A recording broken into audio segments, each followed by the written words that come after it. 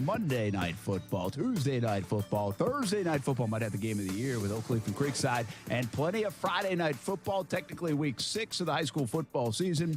And tomorrow we get some Saturday football with the Northwest Classic, Reigns and Ribault. If you're jumping in on social media, it's a good place to be on Facebook, YouTube, Twitter, and Twitch. If you haven't found us yet on there, make sure you do, because that's where you can see some live action right now. We're showing Episcopal and Inglewood, and 21-14 Inglewood in a big game. Both teams coming off losses, so that's one to keep an eye on. We've got a lot of really big games and good games tonight, and let's tell you about some of the scores right off the rip. Bartram Trail 17-0 over Fleming Island. We thought that would be really good. Right now, the Bartram Trail defense is really good, and they're in the fourth quarter.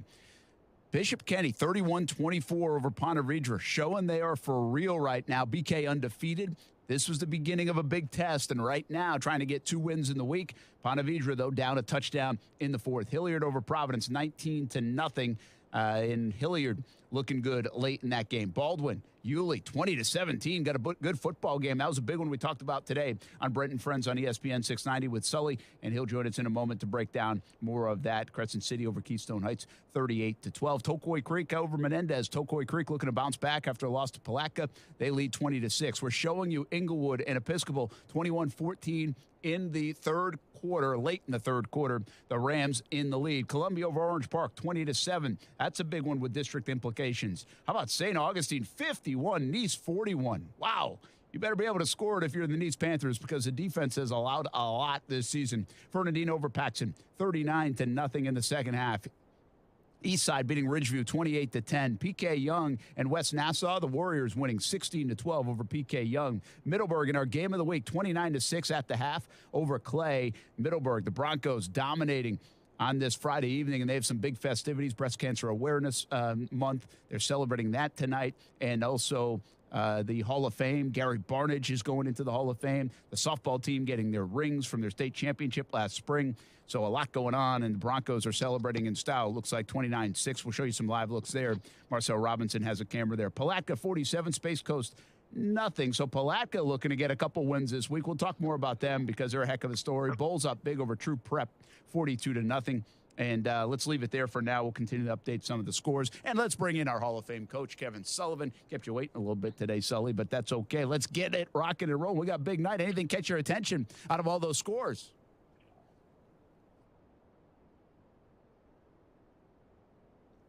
Do we have Sully there? Is he hanging around with us? Yep. You got me? Coach might not be able to hear me. Coach, can you hear me? All right. Hey, Brent. Hey, what's up? Brent, you got me? Yeah, I got you. You got me? I don't know if he's... We had to hit a button, Casey. Brian, bring that down a little bit. And we had to do this earlier today with Coach. So there's a button that's not pushed up over there that should be pushed up, or vice versa. So Coach obviously can't hear me yet, so we'll get him locked in. And get him back in here in just a moment. So we're showing you Inglewood and we're showing you Episcopal. 21-14 is the score of this game, and we'll take you to Middleburg as well. Looks like they could get into a running clock situation out there in Middleburg, but there are some big games right now that are pretty tightly contested. And right now, Atlantic Coast and Spruce Creek, 7-7 was the last score. That was way back in the first quarter, so nobody's updated that one, apparently. Trinity Christian wins 30-14 over Riverside. They open up the new field, and it's a 16-point win for Trinity. Actually, pretty good showing by the Generals, who have been struggling, and they fall 30-14. You got me now, Sully? I think I got you. All right, good. If you can hear me, we can hear you. And, okay, good. Nice job, Brian, getting that fixed. Brian filling in for Casey Kurtz and doing a heck of a job already to start this. We got the video, we got audio, we're on, we got everything working. So nice job by Brian. Hey, that 30-14 game, good win for Trinity, of course, but a big day over there at Riverside as they open up the new field. And again, not a bad showing for the Generals. They hung in there a bit, Coach.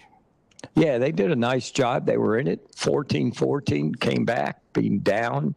And, they just keep on going. And Trinity just got too much for them tonight. But at least they scored some point, made it competitive tonight. All right, we got Wilson over Stanton, 35-7. Scores keep rolling in. Everybody's in action, right? Sandalwood gets 2 wins this week, 20-19 over Terry Parker. That was a close one. We'll have to see how that one went down. And Fletcher beats Ed White, 22-8. Another fantastic win for Seatric Faison and the Fletcher Senators, Coach. We wondered about that. We like Ed White a bunch. I think it's time to start paying attention a little bit more to the Senators. They just keep winning football games. Yeah, I remember I told you that game was going to be a good game. And Seatric's got them playing really well out there at the beach. And that's a big win to go over to Ed White and take care of business. So it was close. It was 8-7, like middle of the third quarter, and then Fletcher pulled away. Yeah, Fletcher now, again, these last couple of years, they find ways to win. They're doing it a little bit different. They can throw the ball around a little bit with Tate now this year, and they used to run it, play good defense, kind of hang in there, those close games. But they can beat you in a variety of ways now. This Fletcher team, I think, is something to watch, and it will be interesting to see how the Commanders come back because they were cooking as of late, and that offense really can get going, but only 8 points. A shout out to the Senators' defense. Yeah, they've been playing good on defense, too, now, the last couple of weeks, even against Nice with the win they had. They gave up some points, but when they needed to stop, they got it.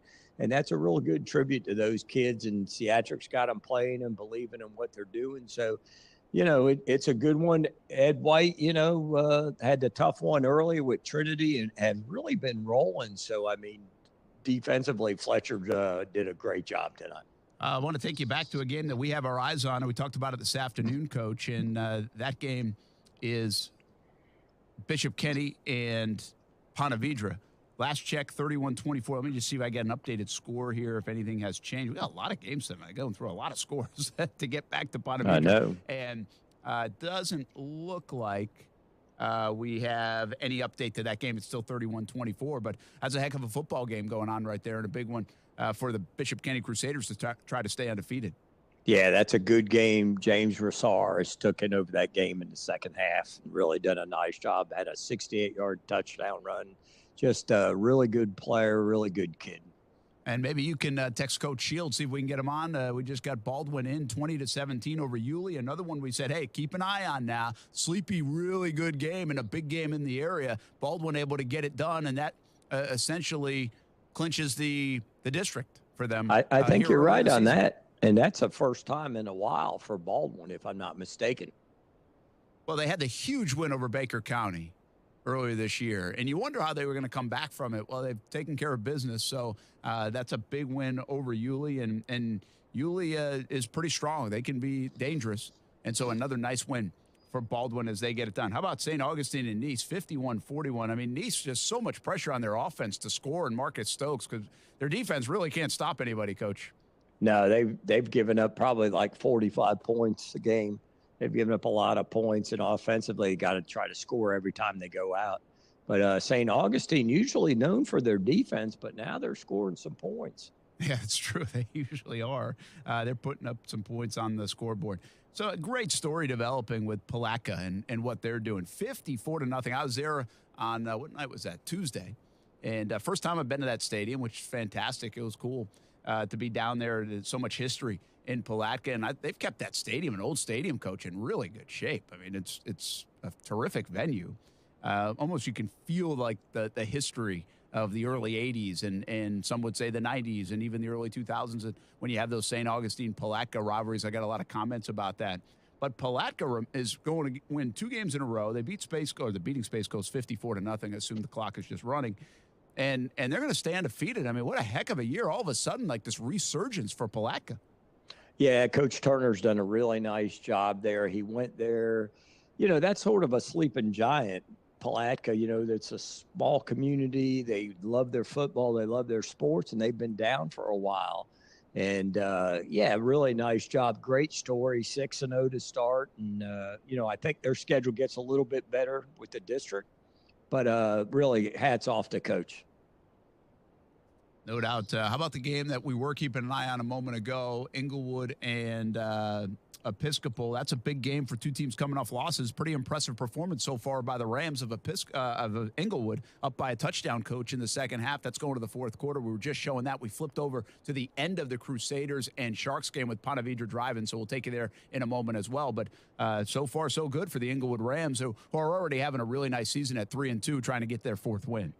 Yeah, trying to get their 4th win, and it's great, man. It's great. Coach Harbison and Coach Wells at Episcopal doing a really nice job with their program, not with their kids. Okay, well, I got to update that now because I just saw Episcopal share. So when we were on with that was way behind, or the scoreboard's wrong, which always happens with the NFHS system.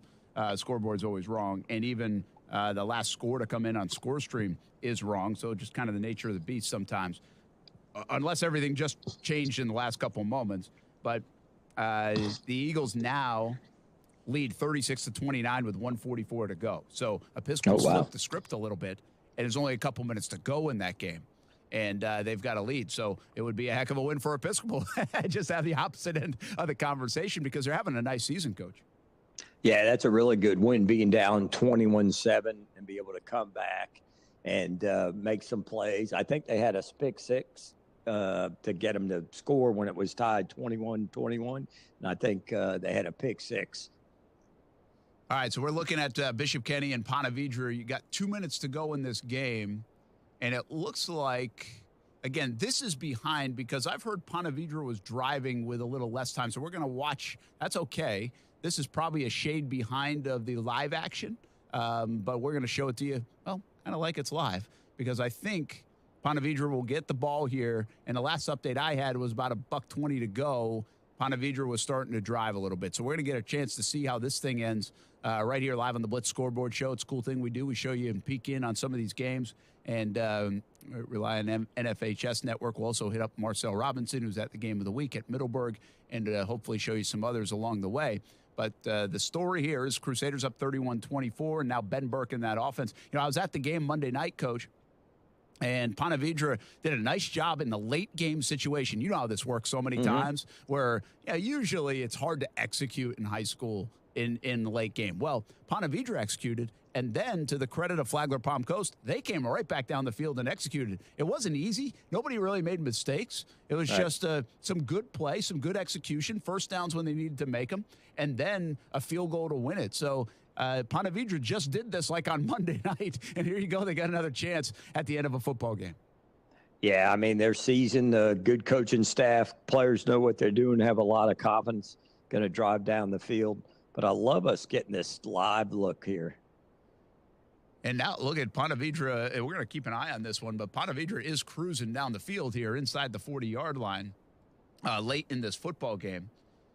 I swear when I was watching Ponte Vedra the other night, I want to check. I don't want to call Ben Burke the wrong name all of this show, but I swear he was number 12 the other day, Coach.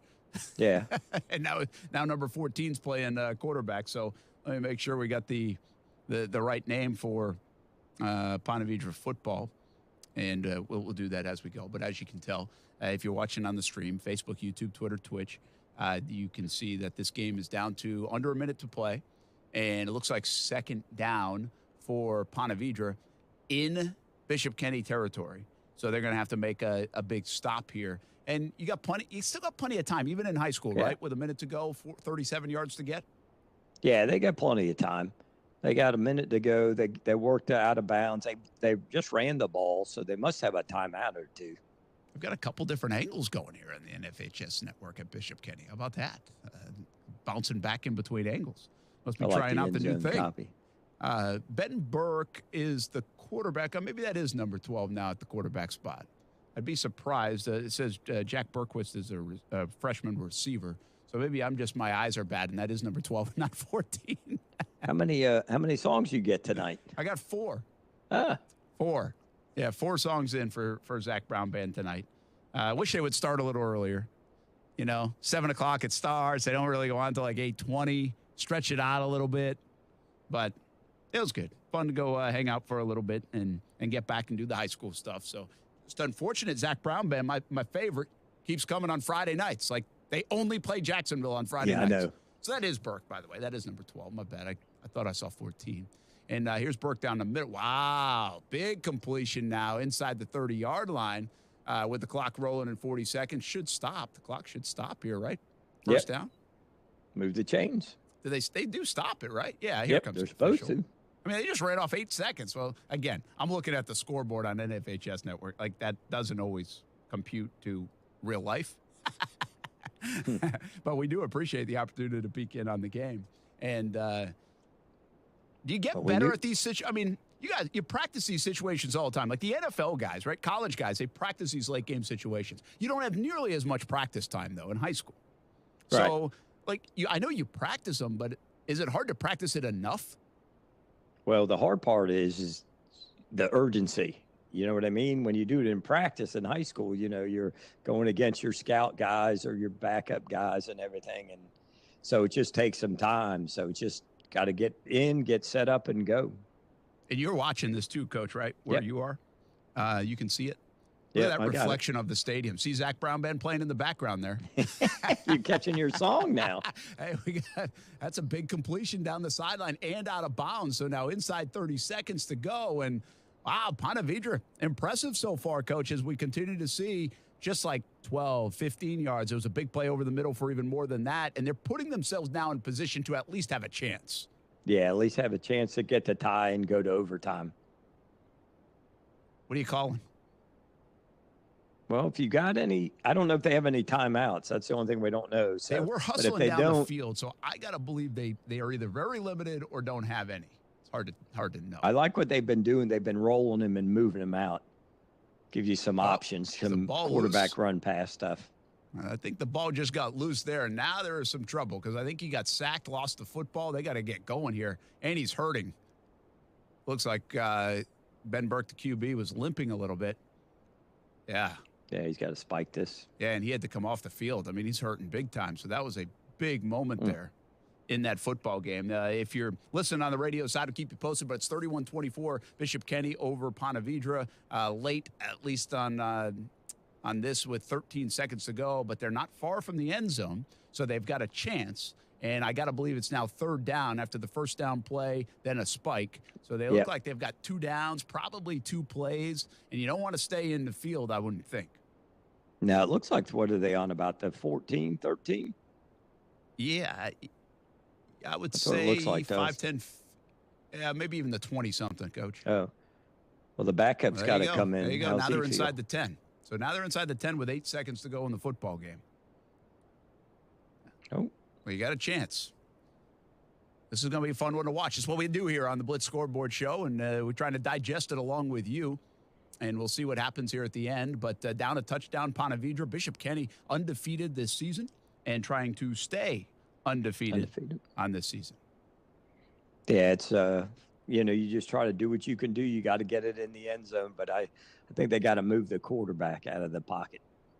Well, now the spot, and maybe there was a penalty at the end of that because everybody keeps walking closer to the end zone. I mean, you can't go too much closer to the end zone before you're in the end zone. They're like inside the 10 already. And now we got a timeout on the field. So we'll keep talking through this one, and we'll show you how this one ends right here on the Blitz Scoreboard show. Talking about Fletcher, Ed White quarterback Isaiah Teal did not play tonight. Oh, that's a big deal now. Yes, that's very a big deal. Now, I was at a game last week. Do we know if he's hurt? Because no, I think he is. Because I saw that, was it it would have been 2 weeks ago. And they might not have played because of obviously the hurricane. They might have had an off week anyway. So I saw him get hurt at the end of the first half against, what was I at? I can't remember who they were playing. This was just a couple of weeks ago. Riverside. Might have been Riverside. Yeah, yeah. That was when Coach Driscoll came with me. Yeah. Yes. And he got banged up at the end of that game, and I didn't want to speculate, but it didn't look good. And maybe he's still suffering from that injury. And that does change things, Coach, for the Commanders, because I think he's a fantastic quarterback. He can really chuck it from the left-hand side. Yeah, I like him. He can run. He can pass. He's really good. I talked to Coach Clark, the track coach there, because he runs tracks as a tremendous kid. So I'm sorry. I feel bad that he got hurt and everything, but, that's part of the game. All right, here we go. We're getting a look now at the Crusaders and Sharks. That's Bishop Kenny leading Ponte Vedra, but Ponte Vedra late has a chance with the football. And you're looking at a chance for the touch. Did it just go tip and in the end zone? This is a tough angle right here. They had 2 angles, but I think it was deflected by a Bishop Kenny player and into the end zone, into the hands of a receiver for the Sharks. That's going to be a touchdown, Coach. Yeah, you know how you know that? Because the defensive back that tipped the ball, he went to the ground afterwards. Wow. How about that? Now we got to see if they can make the extra point. I mean, what a phenomenal drive at the end of the game. Yeah, that's a great drive. Getting your kids, getting it, working the sideline, using your timeouts, getting the ball to your playmakers. Awesome. All right, so now we're going to get a timeout. No time ran off the clock on the scoreboard there, but obviously there's a few ticks left, and that took a few ticks. So we could be headed to overtime, but now everything awaits an extra point attempt. Fantastic job by Ponte Vedra. And I guess they could go for 2, Coach. Would you think about going for 2 if you're Ponte Vedra? I would probably, coming back on the road, I would probably kick it and go to overtime. Really?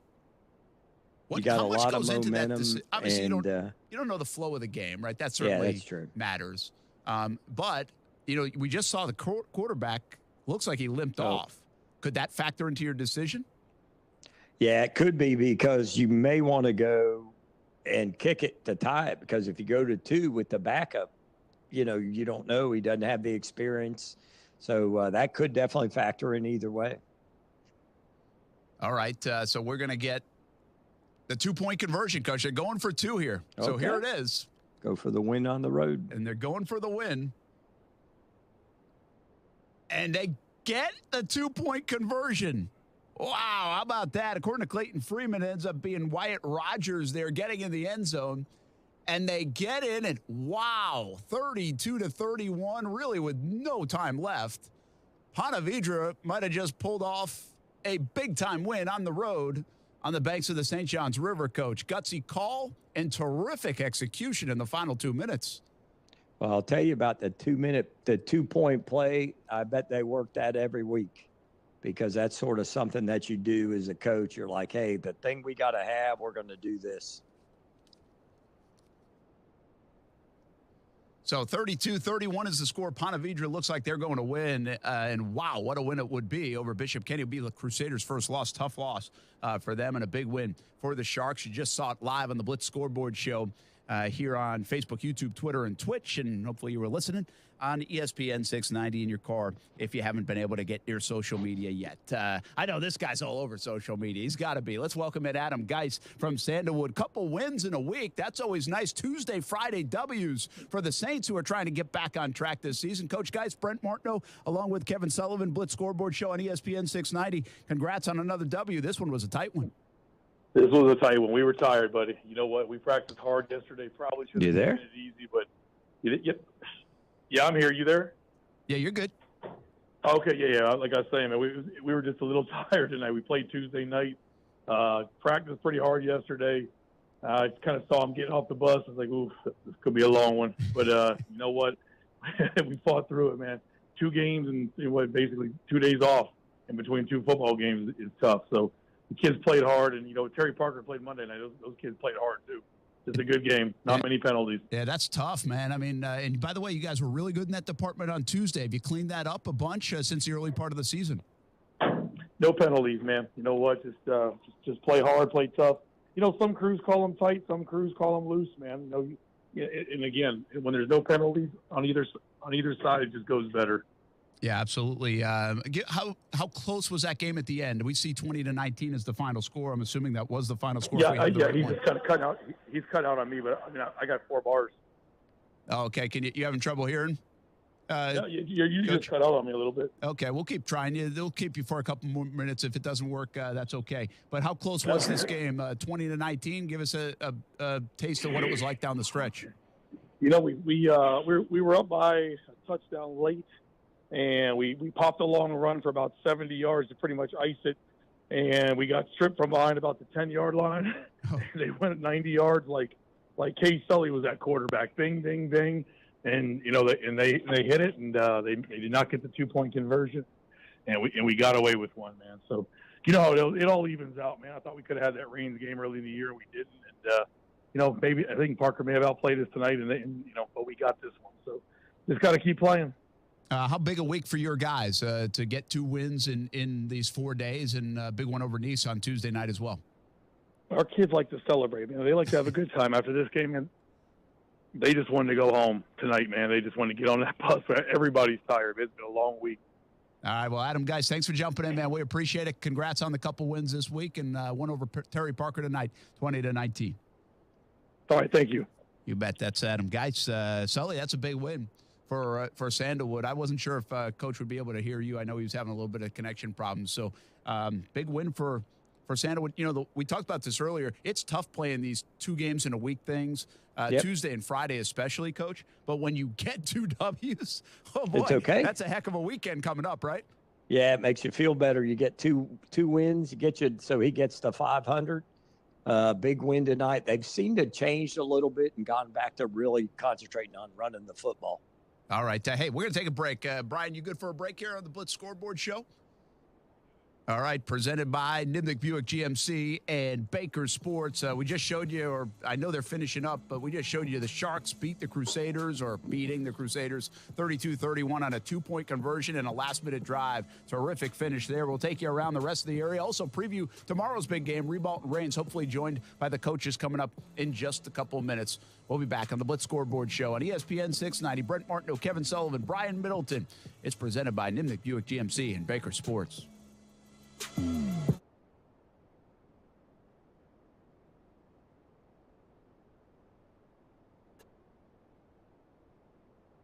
Now, the First Alert forecast on ESPN 690. A nice night tonight under clear skies. Temperatures dropping into the upper 50s by morning. And your Saturday will be partly to mostly sunny. Highs in the mid-80s. From the CBS 47 and Fox 30 Action News Jack's First Alert Weather Center, I'm Chief Meteorologist Mike Burrish. If you play a sport or coach a sport or watch a sport in Jacksonville, there's a really good chance that uniform was ordered through Baker Sports. Look good, feel good, play good. Custom sports apparel at Baker Sports since 1997 and a staff that wants to help you. They are experts in the business and make outfitting your team a seamless endeavor. The homegrown Jacksonville business is now the top choice for apparel all over the Southeast. Baker Sports, uniforms, hats, shoes, embroidery, screen printing, and 3D printing. They do it all at Baker Sports, helping make your team look good. Nights of Lights in St. Augustine is November 19th through January 31st. Avoid crowds, long lines, and the hassles of parking and step on board the White Pelican with Red Boat Tours. 3 tours daily, 1 family-friendly, and 2 BYOB cruises. See our website for details. You can even book the whole boat for your office and family Christmas parties. Let Captain Tony and Miss Jennifer show you the millions of lights in the city multiplied by the reflection on the water. It's breathtaking. Book early. The season fills up fast. Go to redboattours.com. That's redboattours.com. Ready to elevate your lifestyle? You can do that at iCryo in St. Johns County, and you can find them at iCryo.com. We all do it in the Martineau household. My wife, the kids. I was just over there the other day. Recovery is an important part of staying healthy. The cryotherapy chamber, red light therapy, the sauna, compression, just some of the ways you can do that at iCryo in St. Johns County at the Pavilion at Durbin Park. If you have an event, make sure you invite iCryo to come out. They have mobile IV services as well as compression therapy for recovery and hydration as well. iCryo.com. Elevate your lifestyle. We're local, you're local. Shop local. Please shop local retailers right here in the 904. Shop the 904. When you shop local retailers, you're making an investment in our community. When you shop locally owned businesses, most of the money you spend with them stays right here in our community. Shop these great local businesses. Surrendering Minds Yoga Therapy, Tire Outlet, Carrington Mortgage, Florida Pump Service, Miller Electric. Now, more than ever, we need to support local businesses and shop the 904. They're a big part of what makes living in the 904 so great. To get your business listed, email shopthe904@cmg.com. That's shopthe904@cmg.com. Get your business listed. Shop the 904. To get your business listed, email shopthe904@cmg.com. Sell your home with a guaranteed offer from Mark Spain Real Estate. You'll save time and make the most money. Hi, this is Mark Spain, and our offers are the strongest in the industry, so you can sell your home stress-free and make the most money. When you get a guaranteed offer from Mark Spain Real Estate, there are no showings, no open houses, and no stress. Find out what your guaranteed offer would be. There's no obligation. Call 855-299-SOLD or go to markspain.com to get a guaranteed offer on your home today. That's markspain.com and start packing. Certain restrictions apply. Ready to swoop in the fall of 2022? The UNF Ospreys are ready with a lot of momentum on campus. New improvements at UNF Arena with basketball season right around the corner and tickets already on sale. The fall schedule underway in volleyball and men's and women's soccer, also men's and women's cross country. Get the latest news, schedules, results, and information on tickets for all things Ospreys at unfospreys.com. Join the Osprey Club, attend a game or a match. Be a part of the momentum at the University of North Florida right now at unfospreys.com. BlitzScoreboard.com. We're local, you're local. Shop local. Please shop local retailers right here in the 904. Shop the 904. When you shop local retailers, you're making an investment in our community. When you shop locally owned businesses, most of the money you spend with them stays right here in our community. Shop these great local businesses. Toyota, Rose IGA, TrueSec Cybersecurity, Energy Seal, Red Boat Tours. Now, more than ever, we need to support local businesses and shop the 904. They're a big part of what makes living in the 904 so great. To get your business listed, email shopthe904@cmg.com. That's shopthe904@cmg.com. Get your business listed. Shop the 904. To get your business listed, email shopthe904@cmg.com.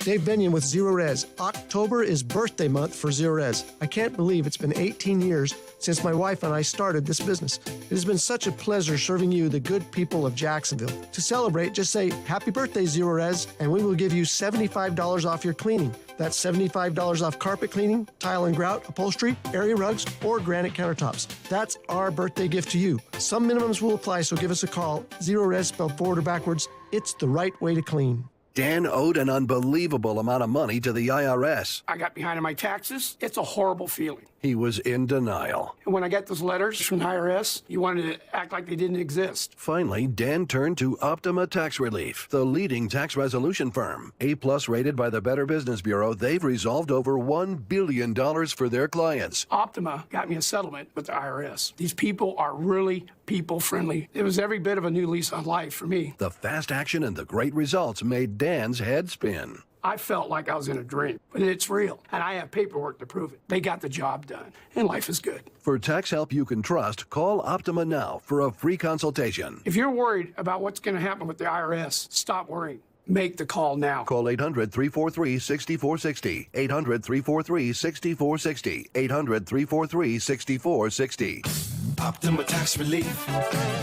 Testimonial from an actual client. Some restrictions apply. For complete details, please visit OptimaTaxRelief.com. Here's another remarkable success story from QC Kinetics. This one from Chad, who hurt his knee at the gym one day, and it just kept on hurting for months. From my high school football and wrestling days, I already had a little bit of damage in there, but this just sent it over the edge. Chad tried traditional treatments with no improvement when he turned to the non-surgical regenerative treatments at QC Kinetics. It was really fascinating how they did their work, and the science behind it was very intriguing, and it works. Extracting the cure out of my own body blew my mind. It's like I'm brand new again. It was fantastic. That's because the QC Kinetics natural biologic treatments use your body's own healing power to restore damaged tissue in your hips, shoulders, back, and knees, providing long-lasting relief. Now I'm back at the gym. I'm 100%, feeling great. If you're tired of suffering with pain from arthritis or injury, call QC Kinetics now for a free consultation. Call QC Kinetics, 904-274-5522. That's 904-274-5522.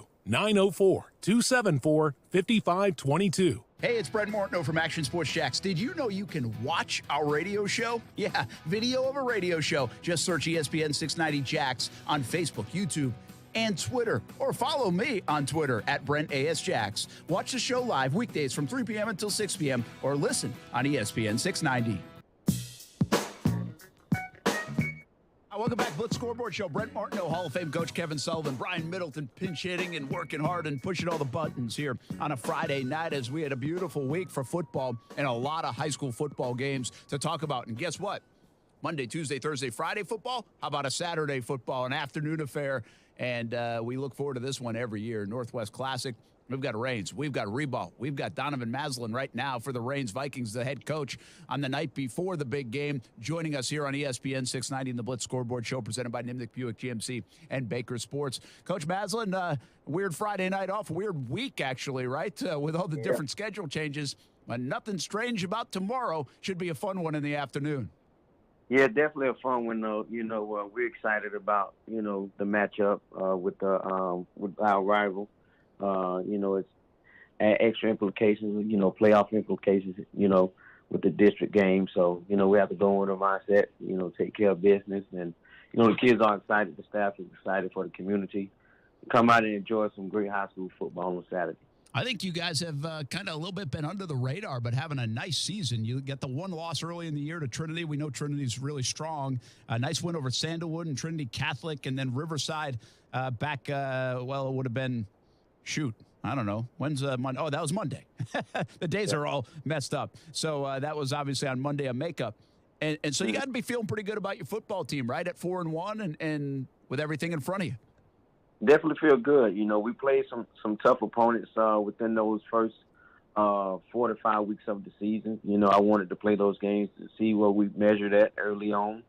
And, starting out with Tallahassee in the kickoff classic and then Monsignor Pace out of Miami in our first game. So, we came out, with a positive record. And, we learned a lot in that Trinity Christian game. More so of, just executing on all levels, of the game. And we looked at the mistakes that we've made and we've improved. We got the week and, it was a big win for us to go down to Trinity Catholic. They're a well-coached team by Coach Brantley. And, they gave us a fight and, we fought hard towards the end and came out victorious. So we're excited about being able to have the opportunity to play in front of a crowd on Saturday. Not a lot of teams get that opportunity to do so. So we won't take this moment for granted. Coach Sully, take it away, man. What you got for Coach Maslin? Coach Maslin, so you've played in the Classic, you've coached in the Classics as assistant, now as a head coach. How important is that for the community out there off Moncrief? It's big, man. It's big. The kids grow up in the community and go to, the high schools. Parents, send their children to the high school they went to. So it's rich tradition and rich history. Not only just for football, but just the whole community, the whole academic, portions of the schools. It's great talent that comes from, both schools. They put out lawyers, doctors, entrepreneurs, and, they continue to come back, give back, and support in various ways. And we definitely appreciate it. So that's why we want to come out tomorrow and give them a great showing and give them something to look forward to for, another year. Coach Pinckney's hanging on the line as we're going to get him in for Reball head coach in just a moment. So don't give any bit of the game plan away to us now, right, Coach Maslin? But you got to have a lot of respect for your opponent here. And you were a new coach just a couple years ago and taking over this Reigns program. And Coach Pinckney's been doing a nice job with this Reball Trojans team, hasn't he? Mm-hmm. Definitely been turning around, improving the season that they had coming into, the Reigns Reball of last year to now, it's definitely a 360. Kudos to him and his staff for, trusting the process and, doing what it takes to have a winning program. So we're excited, man. We have a tough matchup. They have Tank at the running back position and, TJ Cole, who's a dynamic player at quarterback and receiver. So we have to make sure that we're able to, secure those guys offensively and, defensively come out, man, just play some talented football and, see what happens. Coach Maslin, good luck tomorrow. Appreciate you jumping in on the eve of the big game, the Northwest Classic. Thanks for taking a few minutes. Thank you for having me. You bet. Yes, sir. And as we say goodbye to Coach Donovan Maslin, let's welcome in Coach Aaron Pinckney, the other part of this Northwest Classic, the Reball Trojans coming in at 3-3. And Coach, well, you just heard the other coach. I think you could hear him. And you got a big one tomorrow. How excited are you for this one in the afternoon? Hey, man, I'm very excited, man. This is my first time in the Northwest Classic. I'm a born and raised Northside guy, and getting this opportunity, man, is outstanding. Especially playing, against Maz. Maz is doing a great job at Reigns, man. It looked like they're not missing a beat since Wiley left, man. He stepped in and doing an excellent job, man. I'm excited about tomorrow. It's going to be a great game, man. Yeah, Coach Pinckney with us here on the Blitz Scoreboard Show on ESPN 690. Brent Martineau along with our Hall of Fame coach Kevin Sullivan. And Sully, you were just out there and watched Reball play on Tuesday, and I know you were impressed. Even though it was a loss to Jackson, you were really impressed with what Coach Pinckney and the Trojans have been doing. Yeah, Coach Pinckney, I really like, what you were doing. You're trying to control the game, keep their offense off the field the other day on Tuesday.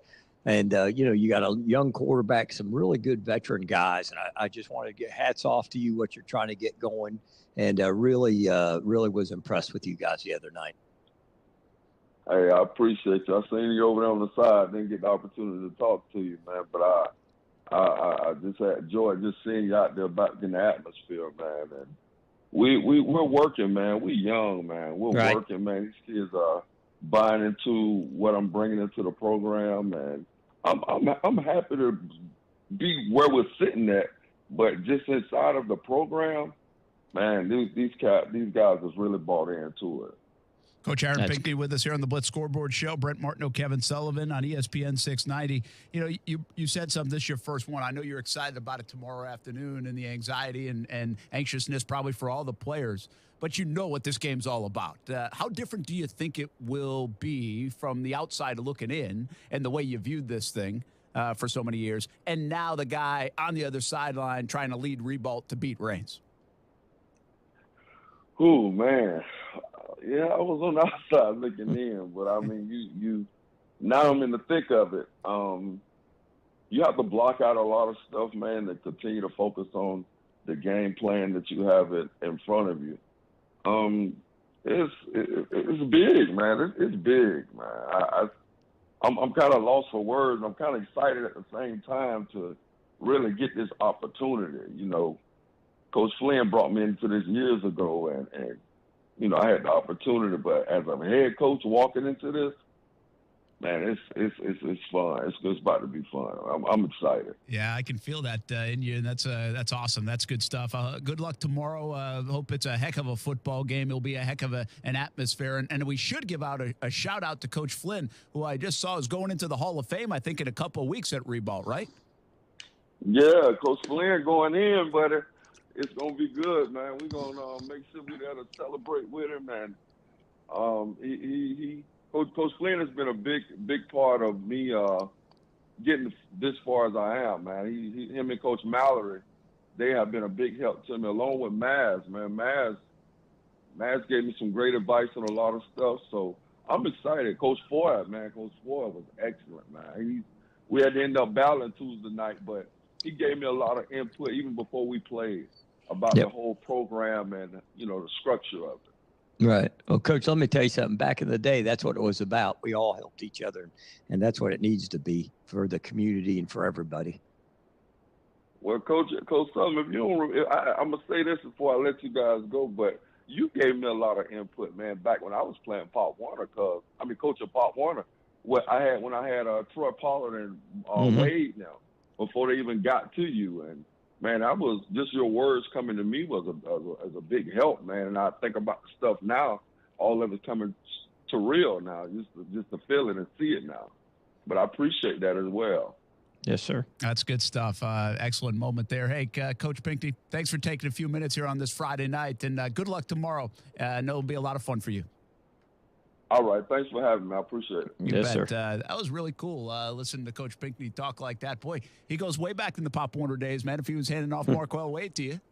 Yeah, that's awesome. Yeah, that we got Pollard that year too. So, it's good. You know, you always try to, and that's what I think gets lost a little bit is that the guys that have been around and they're not afraid to reach out to people and talk to people and get some advice and help, because we're all on the same team, even though we're trying to win each week, but we're all trying to do the same thing and build great men and get our kids to do something with their lives. So, you know, I think that's been lost a little bit over the years, but, you know, it's a great thing for all the coaches to get together to help each other out. Well, I think it's got me just thinking a little bit, because obviously you're in a position now of reflection, you know, as a Hall of Fame guy and now here with us and off the sidelines, but you're still connected. We can tell every coach that calls in knows you so well and appreciates and respects what you did and have done over the years in the high school ranks. But I think about a Coach Foy. I think about Anthony Flynn, who was around that Ribault program for so long in different capacities. And to hear someone like Aaron Pinckney, to hear him talk about Donovan Maslin,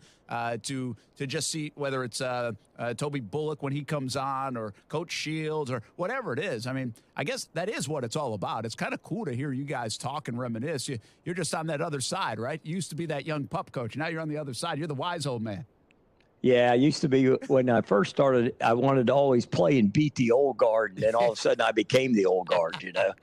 And, but yeah, it's good because, you know, everybody's got their same problems and same things, dealing with different things. And just to have people to sound off with, you know, Coach Wiles and I had a great relationship, and we would talk every week for, I don't know, 6, 7, 8 years as we were going through. And, Joey Wiles, you know, and it's, you know, it's just great to have guys that will, you know, we're trying to beat each other and win games on Friday night, but when it's over with, it's what it's about. It's still about your kids and their kids and helping them be successful. That's awesome stuff. Good stuff. Northwest Classic tomorrow. We'll have that, by the way, covered for you on Action Sports Jack's primetime, 10:30 on Fox 30, 11:30 on CBS 47. Full highlights and reaction and all the rest. It'll be a big game for us tomorrow on a Saturday, along with all the rest of the college football coverage and leading into the Jags week. We got the Friday Night Blitz coming up at 10:30 on Fox 30. Highlights from all around the area. If you're just jumping in on the show, the Blitz Scoreboard show here, listening in your car, we had a fantastic finish. If you're on the social media, which I hope you are, and watching, because you can see some of the highlights. Now the games are just about over. We're not finding too many games. I think a lot of them are over. But we showed you the end of that Ponte Vedra Bishop Kenny game. Fantastic football game. Sharks win 32-31 on a late drive and then a 2-point conversion with basically 2 seconds to go in the game. And they went for it and got the win instead of going to overtime. So that's what kind of night it has been like. And we get Rebound Reigns tomorrow afternoon. Let's take a break here on the Blitz Scoreboard show. And is that okay, Brian? Good deal. When we come back, we're going to try to go out to Middleburg, and a former NFL guy got honored tonight as a Middleburg Bronco going into the Hall of Fame. Hopefully he'll have a chance to join us. Gary Barnidge on the way. We're going to try to track him down, and more from the game of the week and more from scores around the area here on this Friday night, filled with a bunch of football with big-time implications across the area. That's still to come here. The Blitz Scoreboard Show presented by Nimnick Buick GMC and Baker Sports. Mondays like nobody does them in Jacksonville. We start with MJD at 3. I'm excited. You should be. I'm excited. I hope everyone else is as well, because this is a different team. And, you know, as you look around the AFC South, everyone's starting to struggle a little bit. And so you just got to keep getting better each week. And then Rasheem Mathis at 4. As a Jacksonville community, we should be excited. We should be very excited. I love what I'm seeing. I love the passion. I love the aggressiveness. I love everything about the Jaguars and how they're playing across the board right now. Catch them every Monday on ESPN 690. I can walk again. I can cross my legs again. I can wear heels again. After years of living with chronic joint pain, Andrea Southard is now living a normal life, pain-free, thanks to natural biologic treatments at QC Kinetics. We tried everything. And my husband had heard the commercial for QC Kinetics on the radio, and he told me to call him and check it out. That phone call changed Andrea's life. QC Kinetics used powerful natural biologics to treat her aching joints. It's high-tech precision medicine that can restore and repair damaged joint tissue with no surgery and no drugs, providing lasting relief. I felt like I was in my 20s again. I could tie my own shoes. Really the little things that you don't think about. Pain in your hips, knees, back, shoulders? Get rid of the pain now. Call QC Kinetics. 904-274-5522. That's 904-274-5522. 5522. QC Kinetics. 904-274-5522. When I moved to Jacksonville 15 years ago, I found Nimnick Buick GMC. That led to the Acadia. I had a couple of them. And now the GMC Sierra truck, and I love it. I'm on my second one of those, all from Nimnick Buick GMC. GMC, we are professional grade. I know the product, the service, and I know the people, from Billy Nimnick to Jackie Lynch and James Jones. They've been my friends since 2008. Nimnick has been your friend in Jacksonville since 1941. NimnickBuickGMC.com. It's where I'll get my next truck, or maybe it'll be my kid's first vehicle, at Nimnick Buick GMC. Victim of a slip and fall? It takes one phone call to take back control of your life. Anajar and Levine will fight to get you the compensation you deserve. Call me, Mark Anajar, for a free consultation. 1-800-747-FREE. That's 1-800-747-3733. Main office, Jacksonville. Prices are going up everywhere these days, but not at Beard's Diamonds. Prices are falling at Beard's Diamonds. Now through October 23rd. Buy any band and get the other band free. Yes, the buy one, get one band event is back at Beard's Diamonds. Now through October 23rd. You can save like never before. Beard's has brought in cases of inventory with the latest styles from the hottest designers just for the sale. It's the largest selection of men's and women's wedding bands in North Florida. No other jewelry store can match Beard's prices. Buy any band and get another band free. You can save thousands. But hurry, these savings long. If you're getting married soon or want to upgrade your wedding bands, now is the time during Beard's Buy One, Get One sale. Now through October 23rd. Get the lowest prices in Jacksonville. Guaranteed at Beard's Diamonds. At the St. John's Town Center or at beardsdiamonds.com. Action Sports Jacks. Watch, listen, subscribe. You can watch us on CBS 47 and Fox 30. You can listen right here on ESPN 690. And you can subscribe to our YouTube and podcast, Action Sports Jacks on ESPN 690. Action Sports Jacks. Watch, listen, subscribe. It's Friday night. Blitz Scoreboard Show, driven by Nimnick Buick GMC. Here's your host, Brent Martineau. And welcome back, Blitz Scoreboard Show, 10 o'clock hour hits. We've got the Friday Night Blitz coming up at 10:30 on the TV side. I'll run downstairs with Stuart Weber, the rest of the Action Sports Jacks crew, and we'll do a bunch of highlights. That's for a half hour on Fox 30, then 11:15 on CBS 47, Fox 30. We've been with you since, a little after 9 o'clock tonight on the Blitz Scoreboard Show on ESPN 690. Preview that Reigns-Ribault game, some reaction coming in from coaches. Adam Geis and Sandalwood with a big win. We showed you the late heroics for the Sharks getting a win over Bishop Kenny, 32-31. First loss of the season for Bishop Kenny, and came kind of in dramatic fashion. And it's been a heck of a Friday night already with a lot of games. Of course, Blitz Scoreboard Show presented by Nimnick Buick GMC. You know, it's Trucktober at Nimnick Buick GMC. Now's the time to get into that new GMC Sierra, like I drive, or Canyon you've had your eyes on with Nimnick's best price guarantee and 0% APR for well-qualified buyers through the month of October. Stop by the showroom, view the inventory online as well at NimnickBuickGMC.com. And it's First Responder Appreciation Month in October at Nimnick Buick GMC. They are giving back to those who give so much. Through the month of October, Nimnick Buick GMC giving $1,000 bonus cash to all first responders on eligible new Buick and GMC vehicles. See dealer for details or visit NimnickBuickGMC.com for eligibility. GMC, we are professional grade. Let's go back to the phone lines. Brent Martineau, our Hall of Fame coach, Kevin Sullivan as well. Brian Middleton here on a Friday night filling in for Casey Kurtz. And we're going to go talk to the former Middleburg Bronco that got recognized tonight. Didn't play tonight, instead recognized into the Hall of Fame. Good to chat with Gary Barnidge. It's been a bit, man, but congratulations on the Hall of Fame honor. Thank you very much. I appreciate it. Yeah, it's been a little bit. You've been avoiding me, it seems like. I guess so. Sorry about that. I hope you've been well. And what was tonight like? Did it make you feel a little old or what? Definitely a little old, especially when I heard the criteria you had to be like 15 years removed. So that definitely made me feel a little older. But it's always a true honor because it means it recognizes things I've been able to do and be a positive role model for the future, which is always a great thing. And you got a dub over a Clay County rival, too. Ryan Wolf's doing a nice job with your Middleburg Bronco program. Yeah, it's been a while since we've beaten Clay. I believe it was 2011 was the last time. Wow. And I never personally beat them when I was playing. So it is a great thing that we're in the right direction. And it's a great thing always to get a win over one of the county rivals, I would say. I would say Clay is probably our biggest rival. So I would say it's a great feeling to have. What Gary Barnidge with us, former Middleburg Bronco, former NFL guy, has been out for a little bit now and had a terrific career in the NFL. When did you graduate? Remind me. So I graduated in 04. Thanks for reminding me. 04. Well, because here's where I get lost. So I get here in 08. You graduated in 04, but really when I got to know you a little bit and cover you, that was during the draft with Cliff Averill. And so you obviously were graduated at college and everything else and on your way to the NFL. So I never saw you play high school. But that's almost 20 years ago. Listen, you don't have to apologize for being old, man. You got a Hall of Fame coach on the other end of the line. He's like at 80, and I'm 45. So we're both older than you, right, Sully? Yep, he's still most definitely. Most definitely. Hey, Gary, I do want to commend you. There's so many guys that go on and do things NFL-wise that don't come back and put into their school. And I really want to commend you for being part of those kids' lives.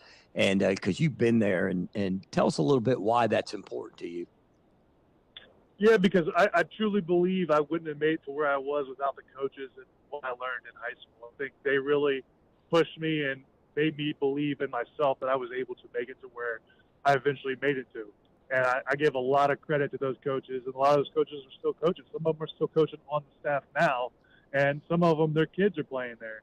And I coached a few years ago with them, so I actually got to coach them to coach one of my former coaches' son. So I think that's a great thing, just passing on that tradition and being able to give back to a community that gave a lot to me and helped catapult me to where I was able to get to.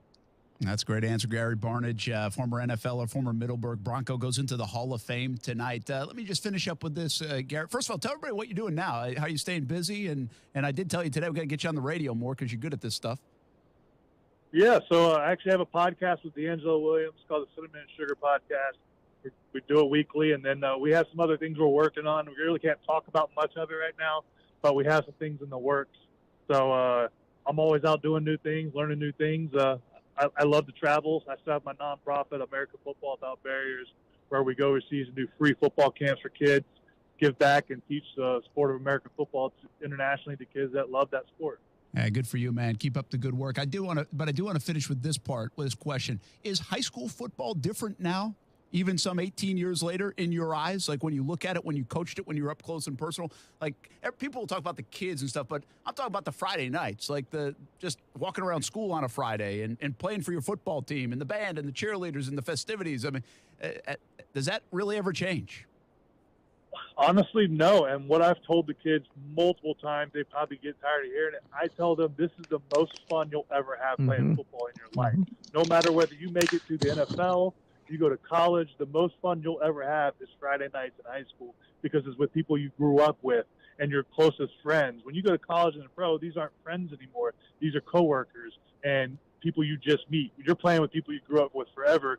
It's the most cherishable time you'll have playing football. And it's the most fun because it's not as stressful as having to go to school and college and balance that with football. And then if you make it to the NFL, it's a job now. It's no longer about fun. It's still fun doing it, but it's not all about fun, which is what high school is. And I think that is the most cherished part of America on Friday Night Football. Yeah, extremely well said, man. And that has not changed over the decades, that part of it. It's a good message. And I know there are a lot of friends of yours that got to see Gary Barnidge go into the Hall of Fame and are proud of what you've been able to do over the years. Thanks for jumping in, man, on the short notice. Appreciate it and good talking to you. No problem. Thank you all for having me on. I appreciate it. You bet. That's Gary Barnidge, former Middleburg Bronc, former NFLer, had a terrific career coach in the NFL. Yes. And that's what I always remember. I remember him and Cliff Averill. That same draft, Cliff coming out of Clay and Gary coming out of Middleburg, and they got drafted in that same draft. How about that? And they both had terrific careers in the NFL. Yeah, Gary went to the right spot because, Bobby Petrino at Louisville always used a tight end, and it was just a perfect fit for him. Yeah, good stuff with Gary Barnidge. Appreciate him jumping in. All right, I want to give you guys some scores, and if you're just getting into the show and on Facebook, YouTube, Twitter, and Twitch, we showed some highlights earlier. In fact, Brian, if you get a chance, we got like 6 minutes of highlights from earlier this week because I want to ask Coach about some of the games earlier this week. But as we get that rolling, you're going to see some Ponte Vedra and Palatka. Let's see, where else did I stop? I can't remember now. But you'll see some of these highlights over the next few minutes from earlier in the week. That was quick, Brian, by the way. That was darn good producing right there. I mean, I didn't know it was going to come that fast, but that was a heck of a job. Let me give you some scores. Coach, you stop me if you hear something that's like, wow, that's a heck of a game or score. We already talked about Ponte Vedra. They got the 32-31 win with a 2-point conversion. Bowles was up big. I don't have a final score. I guess I should refresh this just to double check where we're at. But Bowles has not been updated. I'm assuming they won big and rolled the clock. Trinity Christian wins 30-14 as they open a new field at Riverside. Episcopal gets the win 36-29. So another nice W for them as they bounce back from a loss. Here's one. Mandarin beat Westside 28-0. That's a new score for us. Wolfson over Stanton 35-7. Fletcher, Coach, that's a big one we highlighted early. Yep. 22-8. Heck of a win, but I think you did bring up a good point. Isaiah Teal being absent now, the left-handed quarterback for the Commanders, who's very good. That's obviously a big blow to them. We have to keep an eye on that. Yeah, and it is what it is, and you still got to continue to play the games and figure out what you're going to do. But that's a really big win for Fletcher. Sandalwood gets a big win, 20-19. That's 2 wins this week. Adam Geist joined us earlier in the show. Columbia's really found itself. They battled Trinity a couple weeks back, but they found themselves, Coach, 26-7 win over Orange Park, and that was a big one in the district. Yeah, that's a big district win for them. They're sort of getting back in, sort of playing a little bit better. Again, when you play good people early, it really lets you sort of find out what you're doing and get you going and prepare you for the long haul. St. Augustine beats Nice in a shootout, 58-41. Eastside over Ridgeview, 35-10. Baldwin District champs already, 20-17 win over Yulee in a good game. Baldwin having a heck of a season. Coach Shields out there, Coach. Yeah, without a doubt, everything Coach has done, and, this is sort of like going to be a little bit rebuilding year offensively, but defensively they're playing really well and just getting it done. So real excited for Coach Shields. We just had Gary Barnage, and people were probably like, hey, Brent, tell us the score of the Middleburg game. Okay, 41-12. They beat Clay in our game of the week. We'll have full highlights and reaction coming up on the Friday Night Blitz at 10:30 on Fox 30. Tokoi Creek continues to have a terrific season. Lost a tough one against Palatka earlier in the week, but they beat Menendez 20-6. Palatka, speaking of, stays undefeated with a 61-8 win. University Christian gets the win 42-6. And let me go backwards with one more score because our next guest, helped get this score. Bartram Trail beats Fleming Island in one of the games of the night that we were keeping an eye on, 17-0.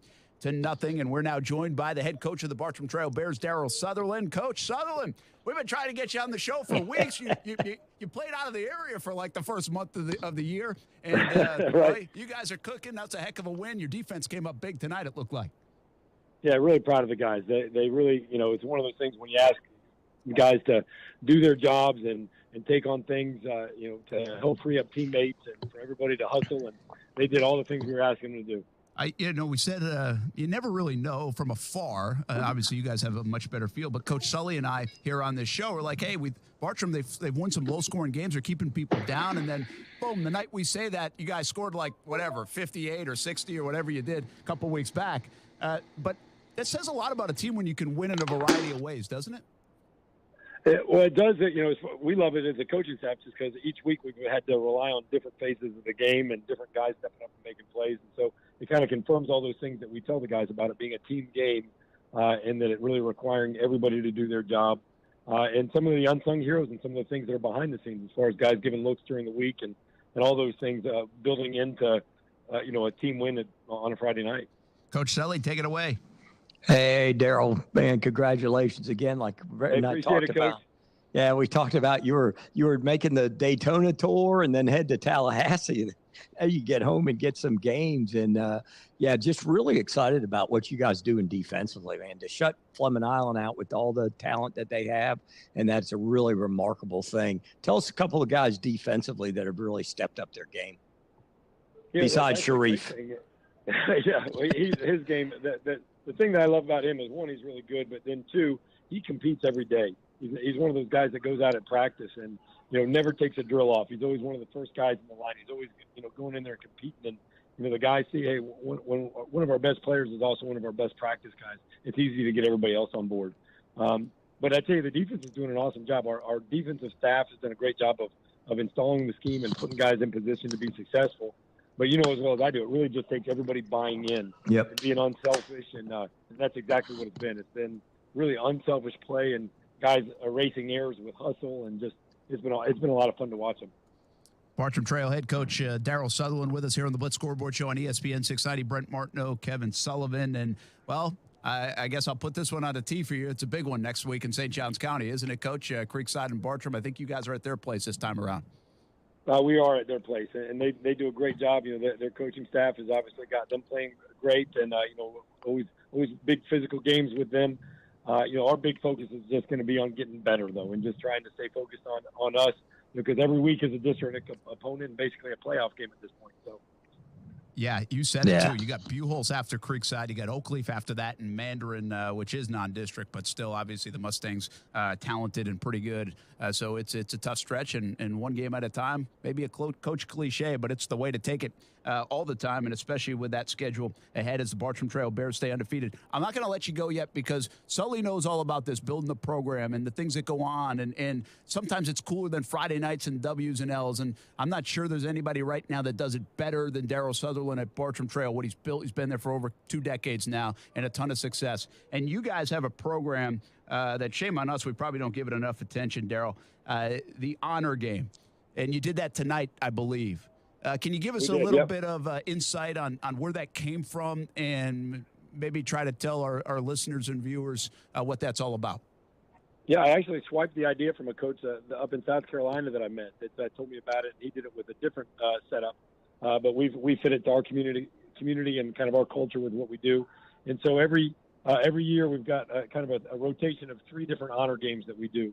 We do a cancer, an honor game where it's a fight cancer game, honoring, folks that are fighting or have been fighting cancer.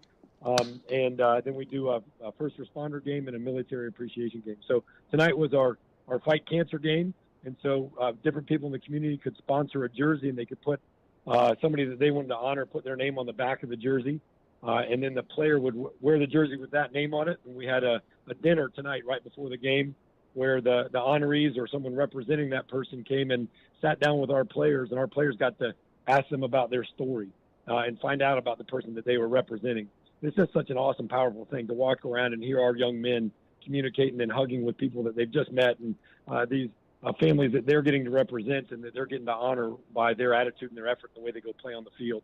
And then at the end of the game, they give those jerseys to the honoree or the representative. And then we usually have a little bit of money left over, and we're able to donate that to a charity. This year, we're giving money to Dream Big, which is a local charity that provides funds for family travel for cancer treatments. Darryl Sutherland, powerful stuff, tremendous work, and it's more than football. And you guys are doing a terrific job, getting these guys to be great young men as well, and those are part of the experiences. Thanks for taking a few minutes. Congrats on the win, and we'll be ready for a big one next Friday night against you guys in Creekside. Appreciate it. You guys have a great weekend. God bless. All right, Darryl. That's Darryl Sutherland. That's pretty cool stuff that he does, and they do. And it kind of goes right hand in hand with the conversation we were having about 25 minutes ago, right, with Coach Pinckney and Coach Maslin. Yeah, it's a great thing. He's always done some community stuff and getting involved. It's just making the game is bigger than just Friday night or just the kids playing. It's really a great thing community-wise that they're doing that at Bartram. And like you said, they've done it for a few years, a lot of different things. And it just gets their kids grounded, and it's just awesome to see. Coach, let's spend a couple more moments, though, on that district because it's unbelievable. I mean, you got Bartram, you got Creekside. They're both good. Creekside a little bit, I would say, surprising as good as they've been and being able to win. Bartram seemingly always does it. Buchholz is really good. I got a chance to see them, and they've got some big-time talent. Couple guys going to the Gators. Right. Whittemore is obviously their leader, and he's dangerous. Fleming Island is good, gets shut out by Bartram here tonight. And then Oakleaf. And that could have gone either way last night. They beat Fleming. So now Fleming is up against it, right? I mean, with a couple losses. So they're going to have to get hot toward the end of the season. I just don't know how this thing's going to shake out. I mean, obviously somebody's going to win the district. You'd be an automatic qualifier. But you got to be a little careful if you're all these teams because once you start losing like multiple times, now you put your playoff chances in jeopardy. Yeah, without a doubt. And that's the thing. One of the three are going to win the district. And with Bartram, with Creekside, and Buchholz still left, I mean, if they go out and they take care of business, those two, they're going to get in. And then now it's a dogfight on everybody else. So like we talked about earlier, some good team is going to get left out. And like Fleming Island being with their back against the wall, they got to run the table. They got to go 8-2. They got to finish 8-2. They can't lose again, So it's going to be interesting. It's going to be very interesting. If you're watching on YouTube, Facebook, Twitter, and Twitch, we're showing you some highlights from earlier this week. They weren't Bartram highlights while Coach Sutherland was talking, but just some Nice and Sandalwood here you're seeing late. You saw Flagler Palm Coast and Ponte Vedra. That came down to the wire. And you saw Palatka and Tokoi Creek. And again, I think it's worth bringing up. I mean, Palatka, Coach, I mean, that is just a heck of a turnaround. They love their football, but it's been a little bit now since they've been this kind of good. Yeah, it's been a while. And Coach Turner, took that job a year ago. And, I think they were 3-7 last year. And now he's got a good nucleus of kids back. They're believing. They're feeling good. And it's a great story because of the community that Palatka is. We talk about St. John County schools having communities and the kids grow up together. Well, Palatka is sort of like that in a nutshell, but they just haven't been able to do much in the last probably 12 years, and now Coach got him going, got him playing well. Well, we've certainly now flipped, Coach, to the end of the year, right? I mean, now the stretch run begins. Bishop Kenny found that out tonight in a tough way. They were looking pretty good and then lose 32-31, and they've got tough games ahead, so they're going to have to bounce back. But can you give us a sense from a coaching standpoint? Like, do you feel that? Does your team feel that you've got, 3 games left? and this, or 4 games left, and this is the time to deliver, or it's going to end earlier than you want to. Yeah, but I think as a coach, you're going weekly. You're going weekly. You're trying to win each week. And, they lost by a point to a decent team tonight. And, they just got to come back and take care of themselves, worry about themselves, not so much worried about what we didn't do or what we did, because, they played good tonight. They just didn't get it done. They made a good call on the 2-point play. And, and it's just week to week. You just got to keep playing. They've got a big one with Bowles coming up. And, that's going to be a big game for them because they haven't played them in a while. They haven't beaten them in a while either. So that's going to be a good one down the road.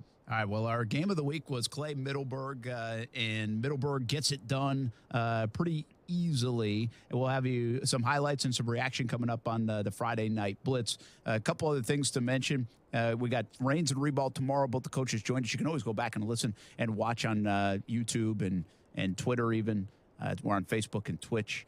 So other big games, we just had Daryl Sutherland on. Bartram Trail wins 17-0. Fletcher over Ed White. Ed White without the quarterback hurts him tonight. Fletcher 22-8 winners. They continue to win. We've been really talking a lot about that Ponte Vedra game because it was excellent. We had our eyes on it, and it turned out to be an excellent one, 32-31. Pretty interesting from a Ponte Vedra point of view too, Coach, because they lost on a last-second kick on Monday night, and then they win on a last-second play. I mean, wow, that's sports, huh?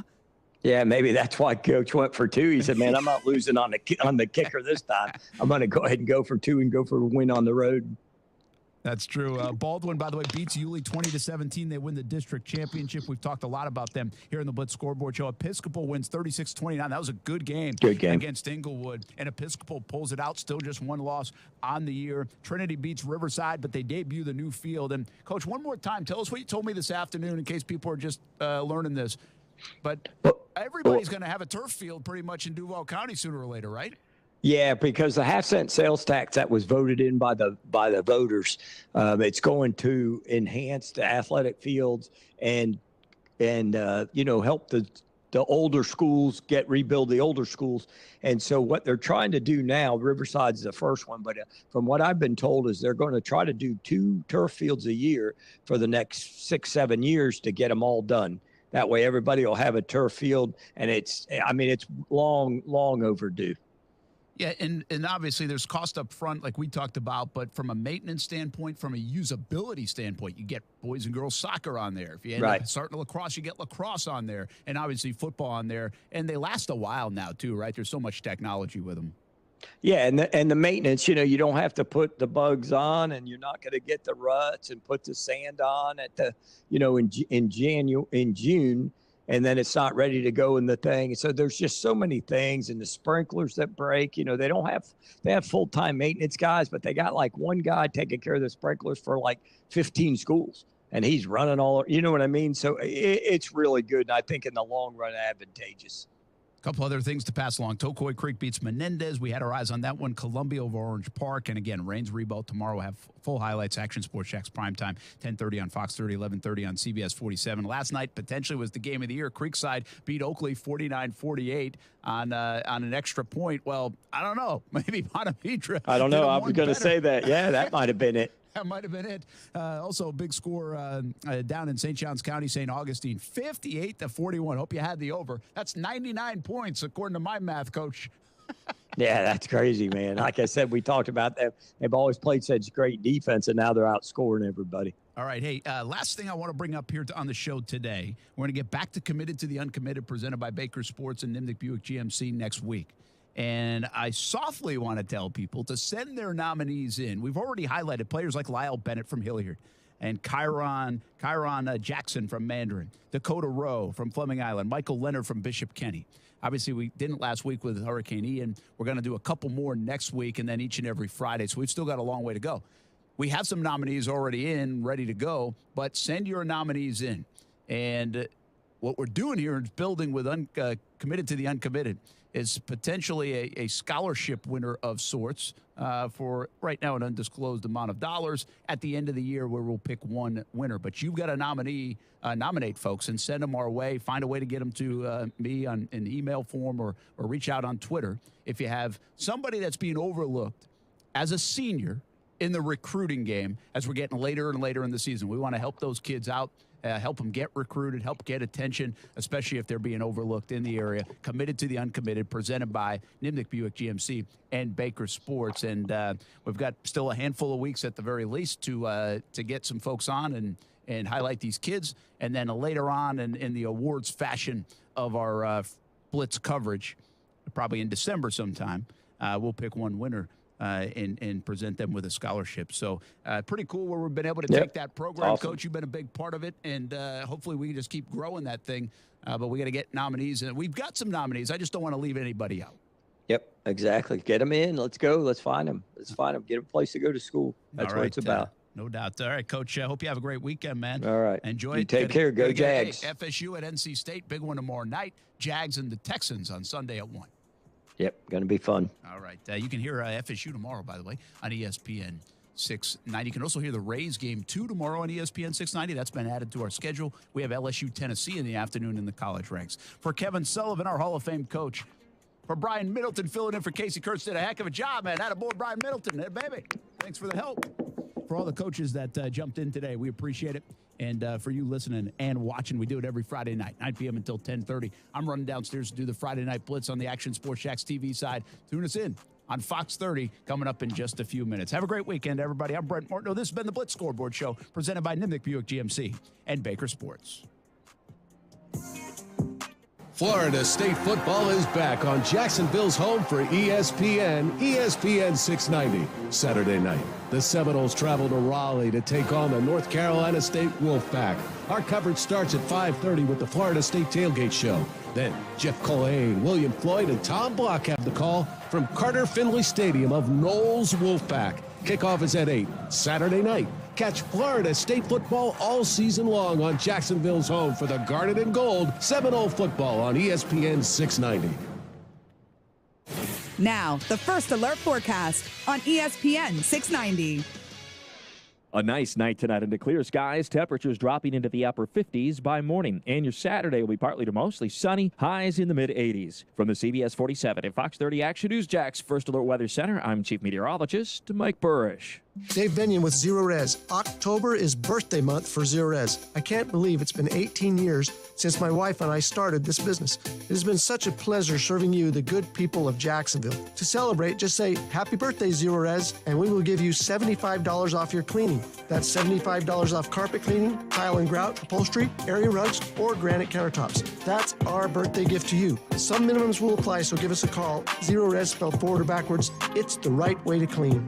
When I moved to Jacksonville 15 years ago, I found Nimnick Buick GMC. That led to the Acadia. I had a couple of them. And now the GMC Sierra truck, and I love it. I'm on my second one of those, all from Nimnick Buick GMC. GMC, we are professional grade. I know the product, the service, and I know the people. From Billy Nimnick to Jackie Lynch and James Jones. They've been my friends since 2008. Nimnick has been your friend in Jacksonville since 1941. Nimnick Buick GMC.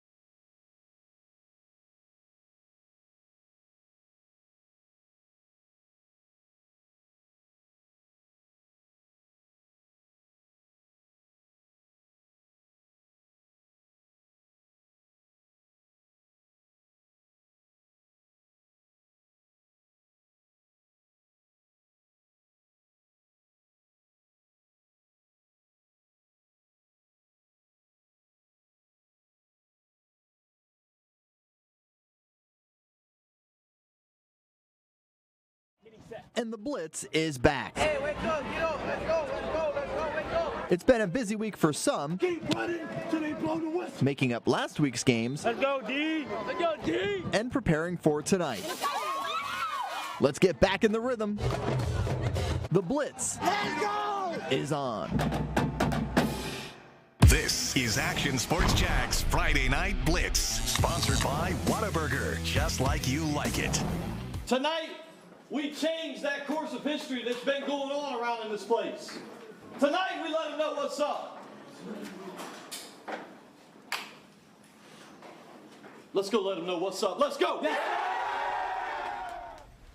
Well, there you go. Ryan Wolf getting ready to go. Let them know what's up in the Middleburg Bronx in a big Clay County clash. Hadn't beat Clay in more than 10 years. That's a long time. So that's what's on the line. And Wolf's been doing a terrific job. Can they get the win on our game of the week tonight? Welcome into the Friday Night Blitz. After a one-week hiatus, we are back. Some big games, exciting rivalries all across the area. I'm Stuart Weber. A lot of football this week, right? I'm Brent Martineau. Not only do we have the games to talk about tonight, but how about a mid-season field unveil and ribbon cutting as well? We'll head to the backyard in a bit, but let's start out there in Clay County. The Game of the Week, sponsored by Whataburger. You take every single thing, and you take it all. Take it. Hi, this one's personal for the Broncos. Middleburg hasn't beaten Clay in over 10 years, as I mentioned, right? Tonight. Didn't take long for the home team to get on the board. Less than 2 minutes into the game, TJ Lane takes a handoff. He's gone 48 yards later, in for the first score of the game. Middleburg up 6-0. Still in the first, Jaden Jenkins goes up top to Mike Mitchell, the other back playing receiver here. The Utah commit, that's a terrific catch. Tracks down the dime, trots his way into the end zone. Broncos up 12-0. Second quarter, Clay finally makes their way deep into Middleburg territory, but the Broncos defense comes up big. Luke Wheeler with the scoop, and there he goes for the score. Scoop and score. Middleburg gallops to a 26-0 lead. Clay not throwing in the towel, not in this rivalry game, even though the place was rocking in Bronx land. Merrick Raposa launches deep ball to Peyton Dykes, and that gets Clay on the board. Still trailing 26-6, but a good moment there for the Blue Devils. And it didn't really slow down the second half for Middleburg. Middleburg, first win over Clay since 2011. They get it done. And Action Sports Jack's Marcel Robinson, I think, has some post-game reaction. I'm here with Victoria's head coach, Ryan Wolf. Coach, I heard you talk to the team before the game. Didn't have too much to say. You just said, hey, look, we're going to go show them what's up. 41-12. I'd say you showed them what's up here at Clay against Clay High School. Yeah, it's been a tough week because, we lost the game on Friday, so it got moved to Monday. So we had 2 county games in 1 week and a JV game on Thursday. So, we've been kind of telling the kids all week that it's pretty rare that you get to play 2 rivals in 1 week. That's never going to happen the rest of their lives. And they didn't let the adversity of playing on a Monday hurt them and having a short week, and we showed it tonight. You could clearly tell that this game was personal. I mean, from the jump, you guys had momentum. You guys were out more physical, more tougher and everything. Because you guys hadn't beat Clay High School in 10 years, since 2011. How proud you were of the team coming out and to be able to put that aside for a little bit and perform on the field tonight. No, I'm super proud of our team because, like you said, it's been since 2011 since Middleburg has beaten Clay. And not only that, last year when we were all here, we lost to Clay by 1 inch. We went for 2 and we lost by 2 by 1 inch, so it kind of stung with our kids for the whole year. They really wanted this one. You never want to say one game is bigger than the others, but as far as the games so far that you've coached, where does this victory measure up on the wins that you've had here at Middleburg? Well, all wins are big wins and all games are big wins, but anytime you beat a county rival, that's always going to be up there. As head coach Ryan Wolf, Middleburg, your big win over rival Clay High School, 41-12. Let's throw it back to you guys. That's a fantastic W for them. He's got them cooking. I really like what Ryan Wolf's doing out there. By the way, he was part of Clay's team that beat Bishop Kenny in 2013, 74-73. Remember that game? I do. He was the offensive coordinator there. I remember that thing. So here's a look at our game of the week. Next week, we're going to Main Street. Weber. Ooh, look at that that's Kevin Sullivan Field over there. It is. Riverside and Jackson will be the game of the week in Week 8. All right, how about a district game originally scheduled for last Friday? Instead, Fleming Island and Bartram Trail meeting tonight. The Bears up 3-0 in the third, but here comes Sam Singleton, the Florida State commit on the right side. Nice gainer for the first down. Golden Eagles driving. But a few plays later, Sebastian Broughton dropping back, looking for an open receiver, can't find anybody. Meanwhile, Grady Hutchinson finds Broughton, brings him down in the backfield for the sack. Fleming Island forced to punt. The Bears then drive it down the field and find the end zone. Riley Trujillo to Jack Kremen over the middle for the score. So Bartram up 10-0 at that point. How about a little insurance? Lathan Biddle, we'll talk about him later as the reigning player of the week, finds pay dirt midway through the fourth quarter. Bears lead 17-0 at that point, and that is your final as Bartram Trail gets the win. Yep, Creekside next week in a big one. A win for Baldwin over Yulee puts them in the driver's seat for the district title. All but gets it for them. The Indians' Cortez Martinez takes the snap and throws down the center, but it's picked off by Landon Hale. Zigs and zags and brings it back into Indian country. And here comes Yulee on offense, but Baldwin's defense stands tall. That's Martinez with a hit. Yulee settles for a field goal. Indians counter in the air. Jalen Hitchens, quick pass to Jihad Miller, breaks a tackle, and then gets tackled. And Hitchens to Miller again. Deep pass into cover. Oh, nice. High point there. Leaping catch short of the goal line. Hitchens would finish it up. Gets over that line with a little hurdle for 6. Big win for Baldwin. They're going to be district champs, it looks like, 20-17.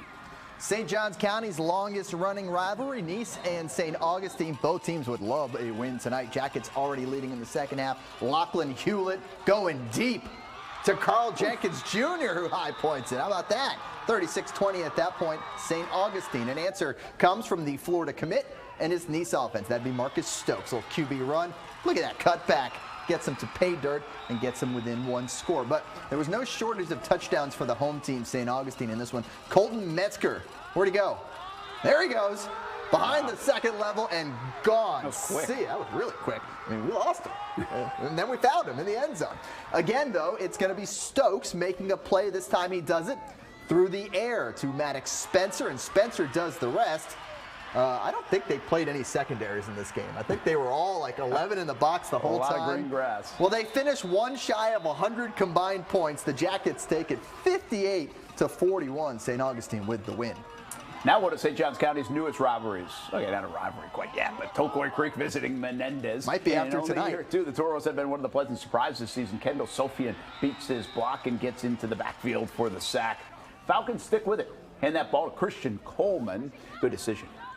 Nearly breaks this thing for a touchdown. That would just come up short, though. That's a big gainer. Bryce Patelet would finish the drive, but getting it to Julian Quintero, and watch him hit the truck stick. Wow, that's good effort right there. Bowling through the defenders on the way to 6. More of that defense from the Toros, keeping this thing tight. Wyatt Lago, the interception for Tokoi Creek. The Toros bounce back from a loss to Palatka earlier in the week, keep the Falcons out of the end zone, and they win it 20-6. Got a vocal sideline, too. Very vocal. Hey, for years, the backyard has been a tough venue to play, right? For decades, really. Not just because of a supportive crowd, but also a field that, well, took a beating over the course of the season. Yeah, with no practice field on campus, the Generals would wear out the turf. Well, that's not going to be a problem anymore, Brett, because Riverside tonight unveiled its brand new artificial playing surface.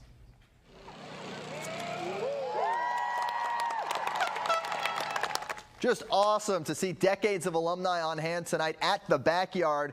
Generals christening this thing against Trinity Christian. It would take until the second quarter before that new field is christened with a touchdown. It comes from the Conquerors. Colin Hurley to London Smith. 7-0 Trinity at that point. Defense, though, name of the game in the first half. Generals driving. Kyle Boylston going to sniff that one out. That's an interception and a nice little return for Trinity Christian as he gets it back across midfield on that beautiful new logo there at the middle of the field. Looked like Conquerors were going to go in for another 6, but check this play out. Off the receiver's body, Patrick Cooper sticks with it. Ref saw it the whole way. That's a pick. Good call. In case you didn't see it, watch this replay. Great concentration to make a huge play.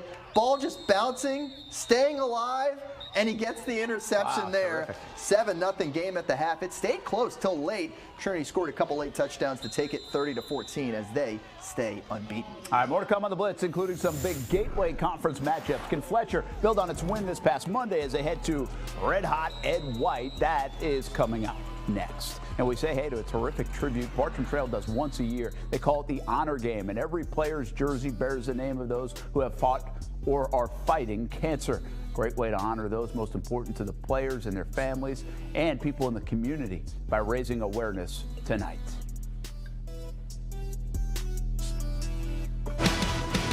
We are the Clay High Blue Devils, and you're watching the Friday Night Blitz.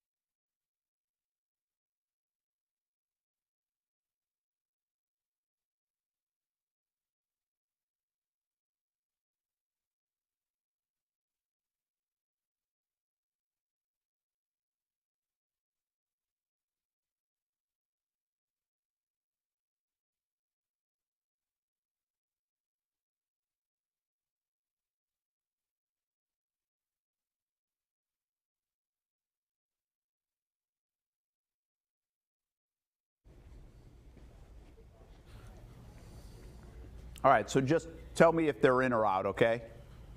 As we're finishing up the script before them. I know Stuart's working on some stuff. Marcel's working on some stuff.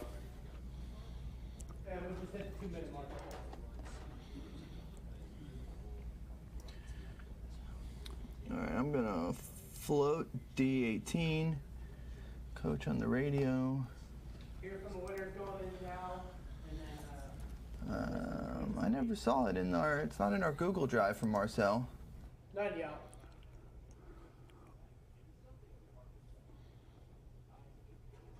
Yeah. Hey, good to hear from you. What's up?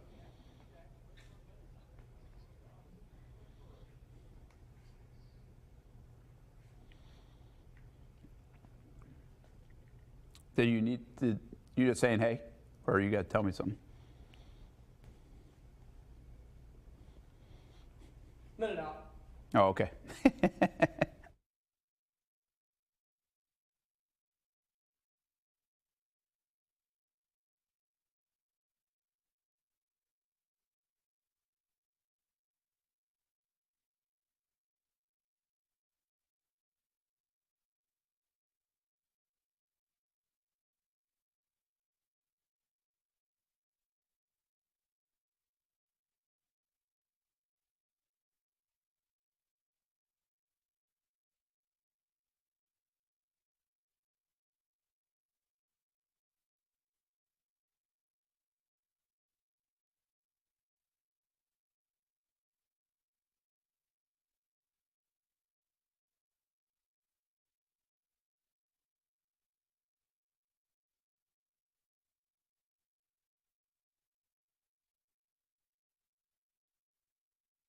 This is Action Sports Jack's Friday Night Blitz, sponsored by Whataburger, just like you like it. Ladies and gentlemen, Mr. Gary Barnage. Hey, how about Gary Barnage, NFL tight end, former Middleburg Bronco, graduated in 2004, was actually drafted in the class with Cliff Averill, and ironically, Cliff went to Clay, Gary to Middleburg, and the two schools played together tonight. And Middleburg won in our Game of the Week. Congrats to Gary Barnage. He's in the Hall of Fame now at Middleburg. Welcome back to the Blitz, everybody. Brent Martin along with Stuart Weber. Everyone's trying to win their district, but here in Duval County, we also have some other bragging rights every year on the line, don't we? Yeah, that'd be the Gateway Conference title as the top public schools in the county square off. They don't play everybody, but the best record gets to claim that crown at the end of the year. Mandarin has not lost to a Gateway team all year. Tonight, hosting West Side at the Corral. You can see it's homecoming as well, as they've got the sashes Beautiful ready night to for go. I saw a few homecomings tonight. First quarter, scoreless. Tiant Weich with a little daylight gets a first down for the Mustangs, led to a field goal. On the drive, the Mustangs get 6 instead of 3 here. Weich barreling in from a few yards out. Manor missed the PAT, so that made it 9-0. So you got a field goal, a touchdown, and a 9-0 lead for the home team. West Side coming alive in the second quarter. Mustangs trying to add to their lead. Tramel Jones up top. Intercepted Maurice Samuels. Nice play. Yeah, nice We got a little lot of grab high there. point action tonight. We do. I mean, they're jumping up and grabbing that thing. Nice little return as well for the Wolverines, as I think he's still running today. Very next play, Darius Grubbs getting behind the defense. Huge gain for the Wolverines, and Westside wants to capitalize on their newfound momentum, but Weich will have none of that. Interception in the end zone for the touchback. Teachers love it. They love what they're seeing right in front of them. In fact, That's great. By the way, we had a teacher record this video for us. We're not going to tell the Mandarin folks where he works, though, because it's a rival. Good job taking care of the teachers. Attaboy, Kush. Mustangs get the win, 28-0, your final score. Fletcher, fresh off its Monday night win over Parker tonight, heading to Ed White for another big challenge. Third quarter, Ed White down 7-0 to Fletcher. Devon Patterson takes the snap. Actually, that's not Devon Patterson. That's Fletcher taking it. That'd be Marcellus Tate. Yes, that's Marcellus Tate. And adding to it. Okay, how about now? Now we've got Ed White with the ball. Yep. That's Devon Patterson. Yep. He's really good. He plays on both sides of the ball, so you never know when Devon Patterson is going to be involved in the action. That's a heck of a run back there. 22-8 was the score here, and now Fletcher just trying to hang on and hold on, and look at that. They do, as that ball is picked off, and Fletcher able to hang on to win. 22-8, a big win over the Commanders.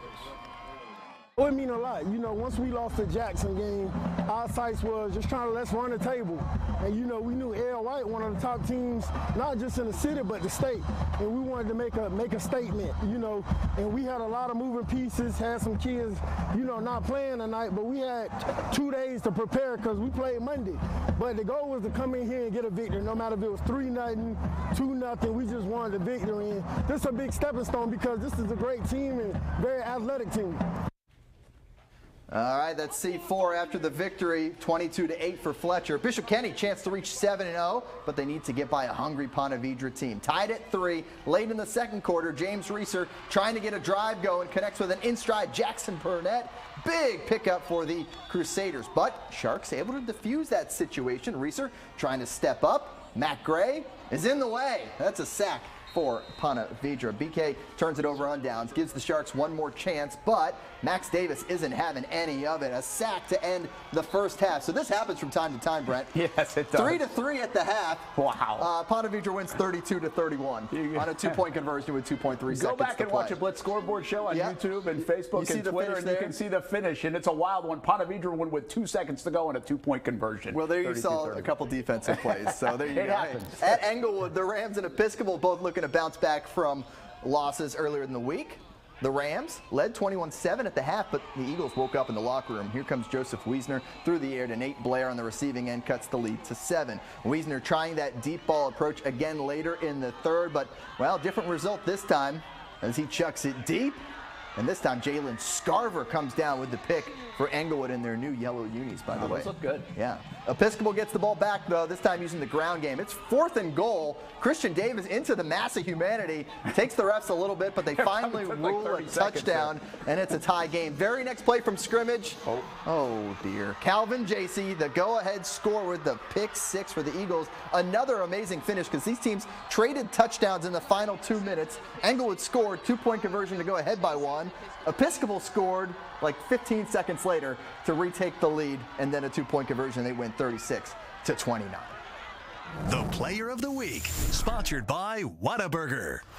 I didn't get a chance to honor him last Friday, but let's hear it for Bartram Trail's Lathan Biddle, our most recent Player of the Week award winner, as voted on by the fans. Biddle claims the honor for Week 5 after a 6-touchdown performance and nearly 200 yards rushing on just 15 carries. We'll post the 4 latest candidates on the Friday Night Blitz page of actionnewsjax.com by later tonight or into the morning. Then you vote all weekend long. You have until Monday at midnight. We'll reveal a new winner. So send the nominees in now on social media, and then we'll put 4 up there. You can vote until Monday at midnight on actionnewsjax.com.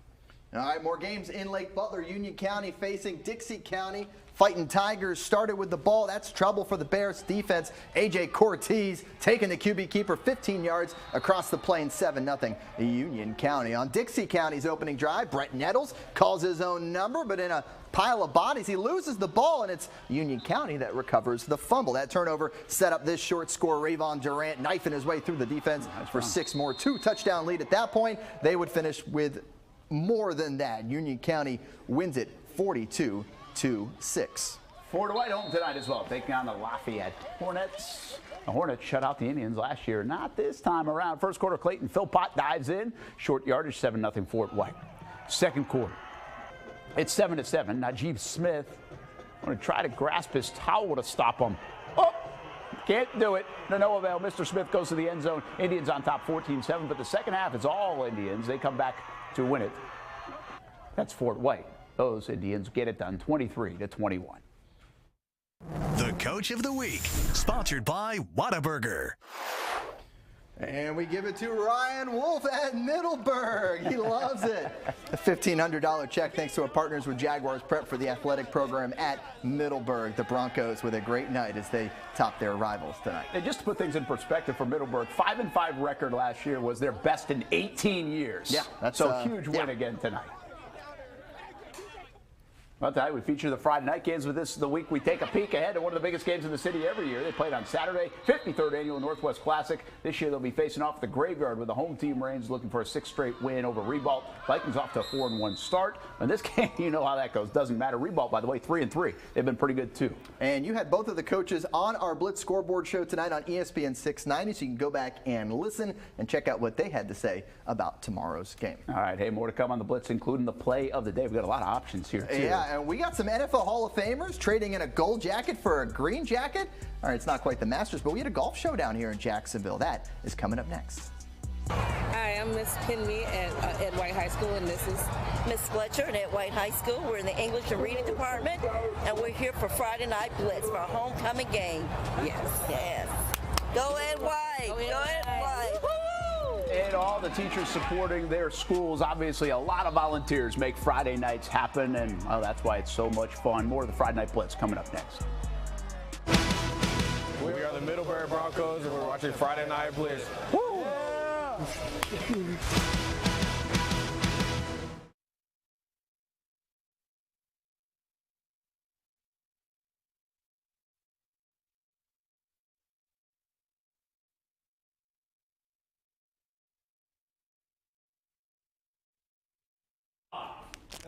Week 5, then week 11. And F8, you can kill that one too. But you're not counting, So game F5, F6, 1 and 11 in baseball. So he wants to kill F5, F6. Thank you. NBA season.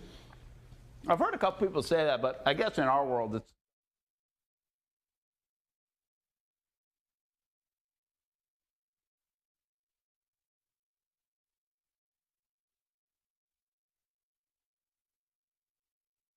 Probably feels like it's forever. And when you're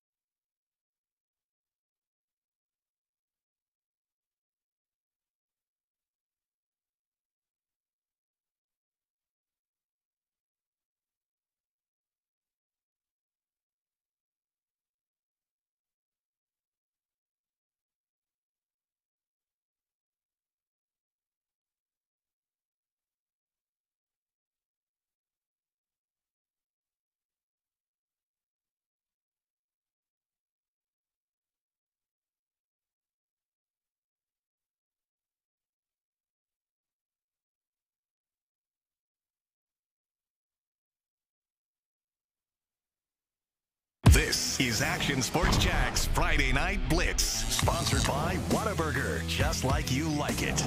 Favorite high school memory? We beat the reigning state champs in the semifinals, and we made it to the state championship, but then we got beat bad, real bad. That's right, Sean Jenkins. Hey, we got a big Sunday coming up, right? Starts with Jaguars weekend on Fox 30. Then we'll be live from the stadium. Countdown to kickoff 11:30 in a game on CBS 47. The Jags are favored by a touchdown. Give it up for John Scobie. And a big weekend for the Jaguars with Legends Weekend. Everyone here to celebrate Tony Baselli. Today, Josh Scobie got to carry Big Bo for 9 holes on the golf course in a celebrity charity challenge. I heard Big Bo hit a 30-footer on the last hole for a $20K donation to a charity. That's awesome. So that's pretty exciting. Big Ben Roethlisberger on the bus. Jerome Bettis on the other side. By the way, tournament host Jim Furyk tied for the lead at 500 par. Excellent. By the way, don't sleep on Baselli. He can play golf a little bit. Here's our play of the week, and, well, you were there. Yeah, I mean, what a Patrick Cooper interception by Patrick Cooper. You can see it again in slow motion. What a terrific bit of concentration. Keep his eye on the ball and grab that pick. Look at that. Just taps it up to himself. Love it. Yeah. Can't run after his knee was down. But correct. Heck of a pick, and that's our play of the week. That's going to do it for Friday Night Blitz. We'll do it again in just a few minutes on CBS 47 and Fox 30. Let's leave you with the band of the week and a salute to the Paxson Band here on this Friday night. Thanks for watching Action Sports Jack's Friday Night Blitz, sponsored by Whataburger, just like you like it.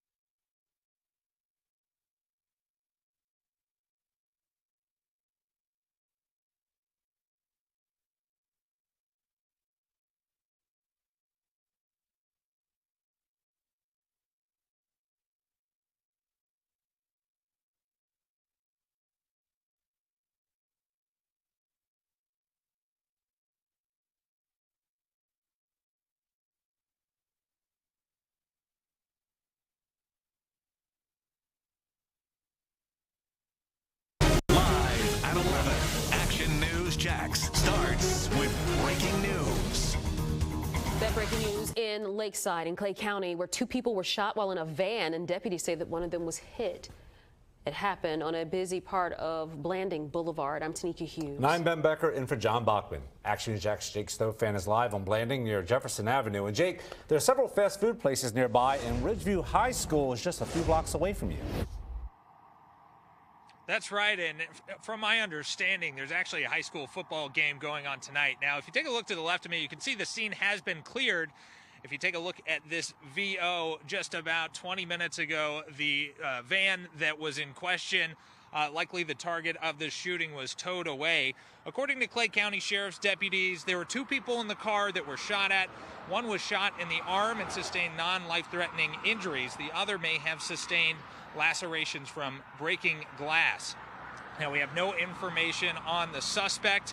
As deputies say, they are likely withholding that information for now, not to tip off the suspect so that they may flee. Now, we are unable to say if the car was moving when they were shot at, though this is being investigated as a possible road rage incident. Now, we do believe this is an isolated incident, and deputies say there is no greater risk to the public at large. For local coverage you can count on live in Lakeside, I'm Jake Stofan, Action News Jax. Now, an exclusive photo of a man shot by a DCPS police officer.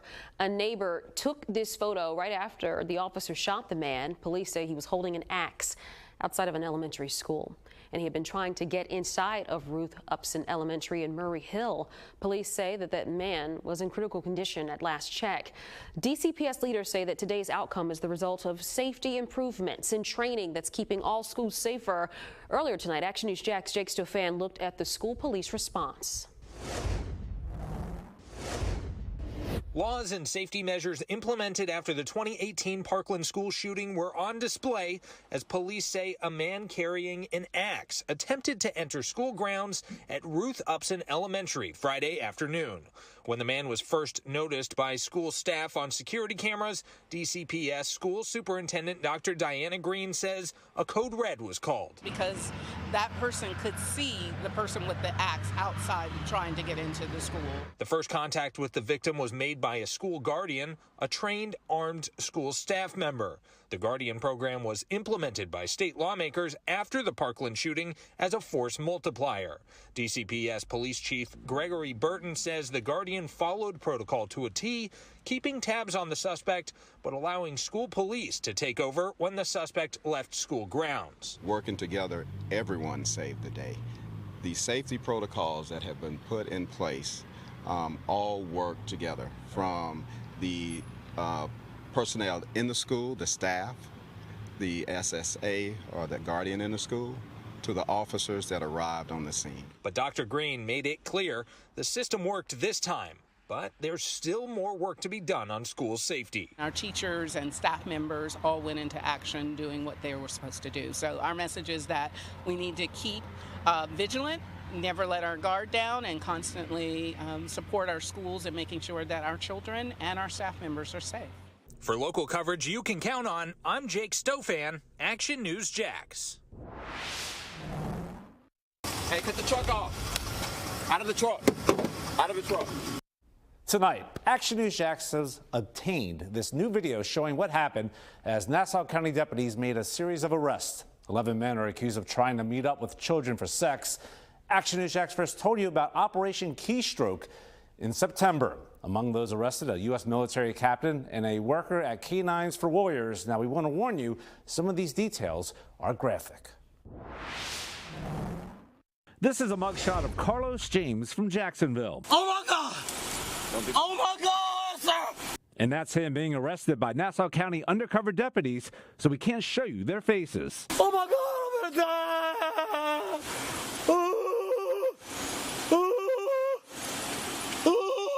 Action News Jax first told you in September the former worker at Canines for Warriors was among 11 men arrested and charged with asking 13 and 14-year-olds for sex online. Some even face other charges related to drugs, child porn, and running from deputies. Oh my God! What the is going on? Tavares Andrews was also arrested. He's a U.S. Army captain at West Point.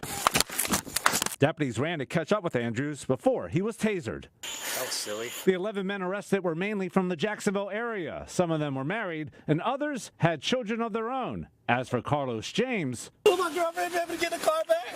Yeah, Is my girlfriend car? At the time, Nassau County Sheriff Bill Leeper said in a news conference the online chats were, quote, disgusting, and it made him, quote, want to puke. New video tonight of St. Johns County firefighters at work at a home in St. Johns Golf and Country Club community. It was a garage fire. We are working to get more information about how the fire started and if anyone was hurt. After a deadly shooting at a motel in North Jacksonville, a city council member calling for it to be torn down. The man was shot and killed at a motel on Harts Road that now is called Home One Great Stay. It was reopened with that new name 2 weeks ago. Before that, it used to be called the Gold Rush Inn. The state pulled its license in 2020 because of a crime problem. The new owner says he's invested $2 million and owns only rented out 10 rooms, and that's a part of his efforts to keep the place on the up and up.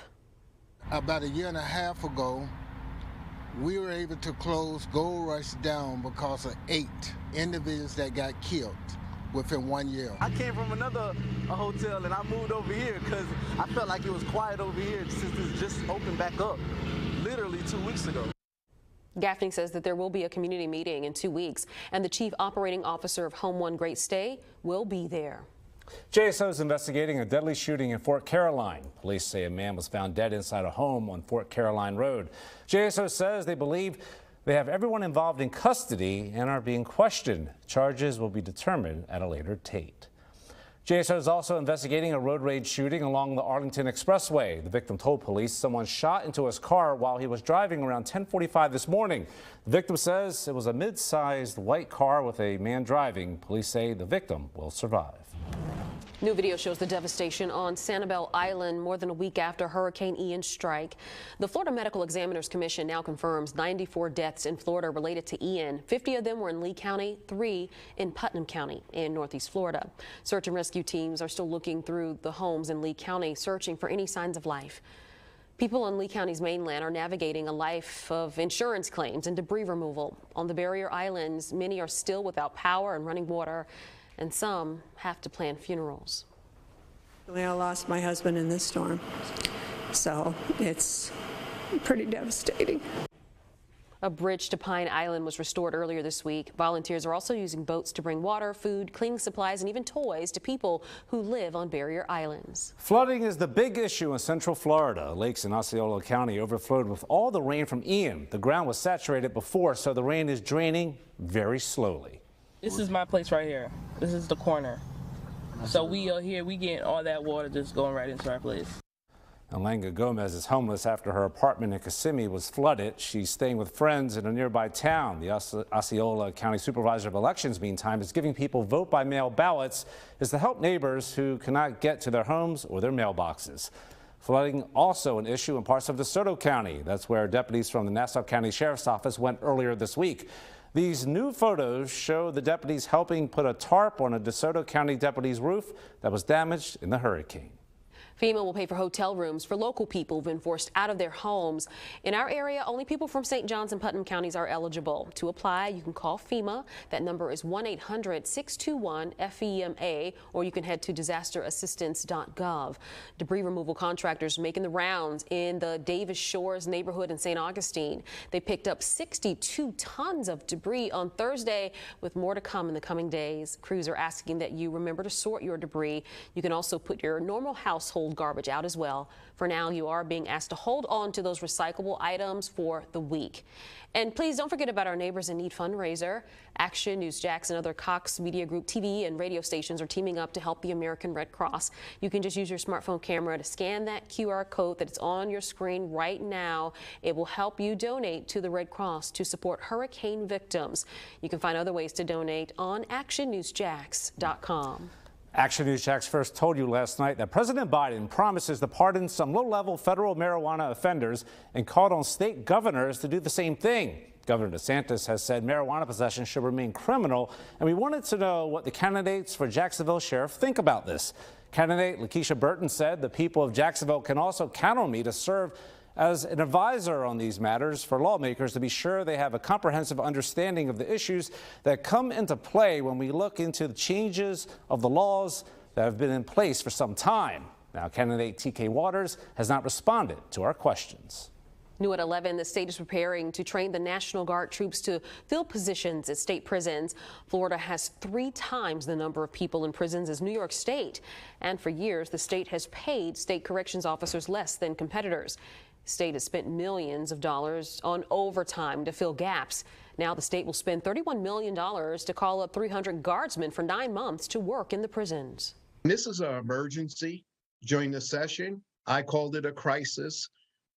And so did the Secretary, Mr. Dixon. He called it a crisis.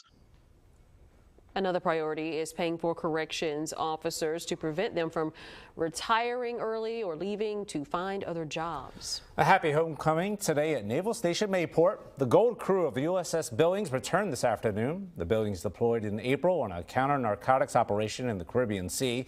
You can see all the families eagerly greeting the sailors. For the second day in a row, SpaceX has called off a launch and delayed it by a day. Today, SpaceX made the decision to postpone, and it happened about 20 minutes before it was supposed to be launch time tonight.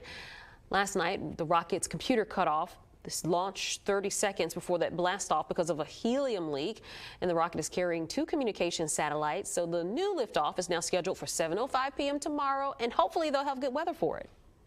Now, it's the Chief, Jacksonville's most accurate chief meteorologist, Mike Burrish. And it looks like we will have good weather today. Clear skies, should have great visibility and what should be a really pretty blast-off rocket launch, considering that it'll be very near sunset. Meanwhile, in the tropics, we have brand new updated data on Tropical Storm Julia, which continues to quickly organize. You can see the spiral bands beginning to develop bursts of thunderstorms near the center, and this will strengthen quickly now over just the next 24 hours, becoming a hurricane. So winds right now at 45 miles per hour, but expected to be hurricane strength about this time tomorrow night, or awfully close to it, and moving into Nicaragua and then across and into portions of Central America.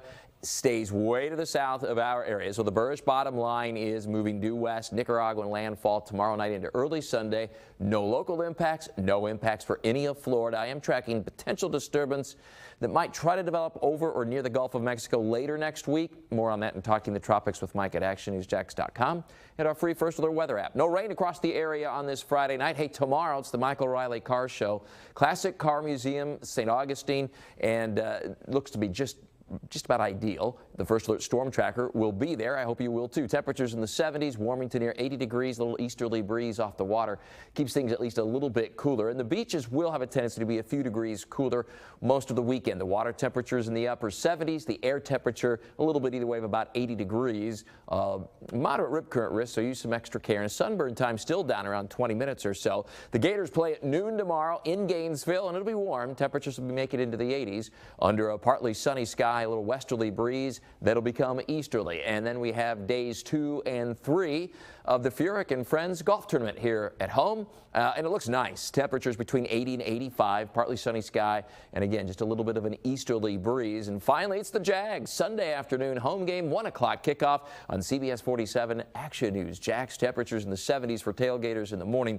Will warm to the low to maybe even mid-80s for a time during the game. So it will be pretty warm. An easterly breeze. Have that sunscreen handy and a lot of water, as that Sunday afternoon game will be relatively warm, though not as hot as it could be this time of year. Northwesterly breeze then in the boating forecast sees at about 2 feet or so. The next high tide cycle is a bit after 8 o'clock in the morning, and we continue to have minor to moderate flooding along the St. Johns River and its tributaries, thanks to all the rain from Ian still draining through the system, and the the full moon rather that'll be for Sunday and Monday.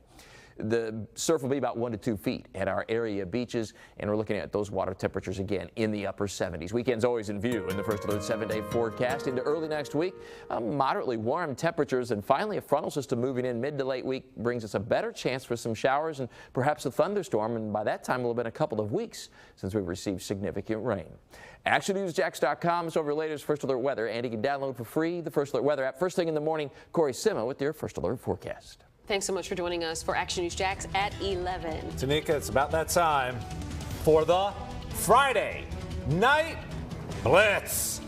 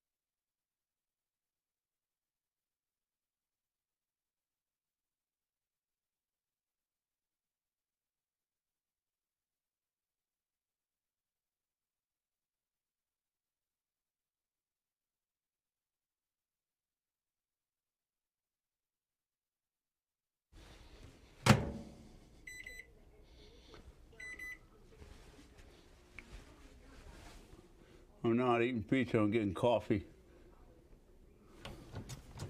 Yes. What the hell? I can't get the light on it. Sure, it's on. On the radio side. Mic 6. On a bender. Work. I wish. There we go. I got a minute on here. Is there more pizza? I'm about to drive up to North Carolina after this show, so.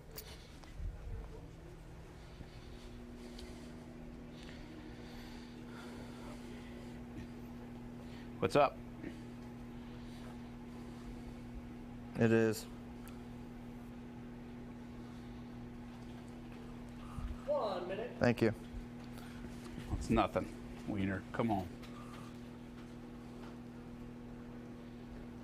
That's great.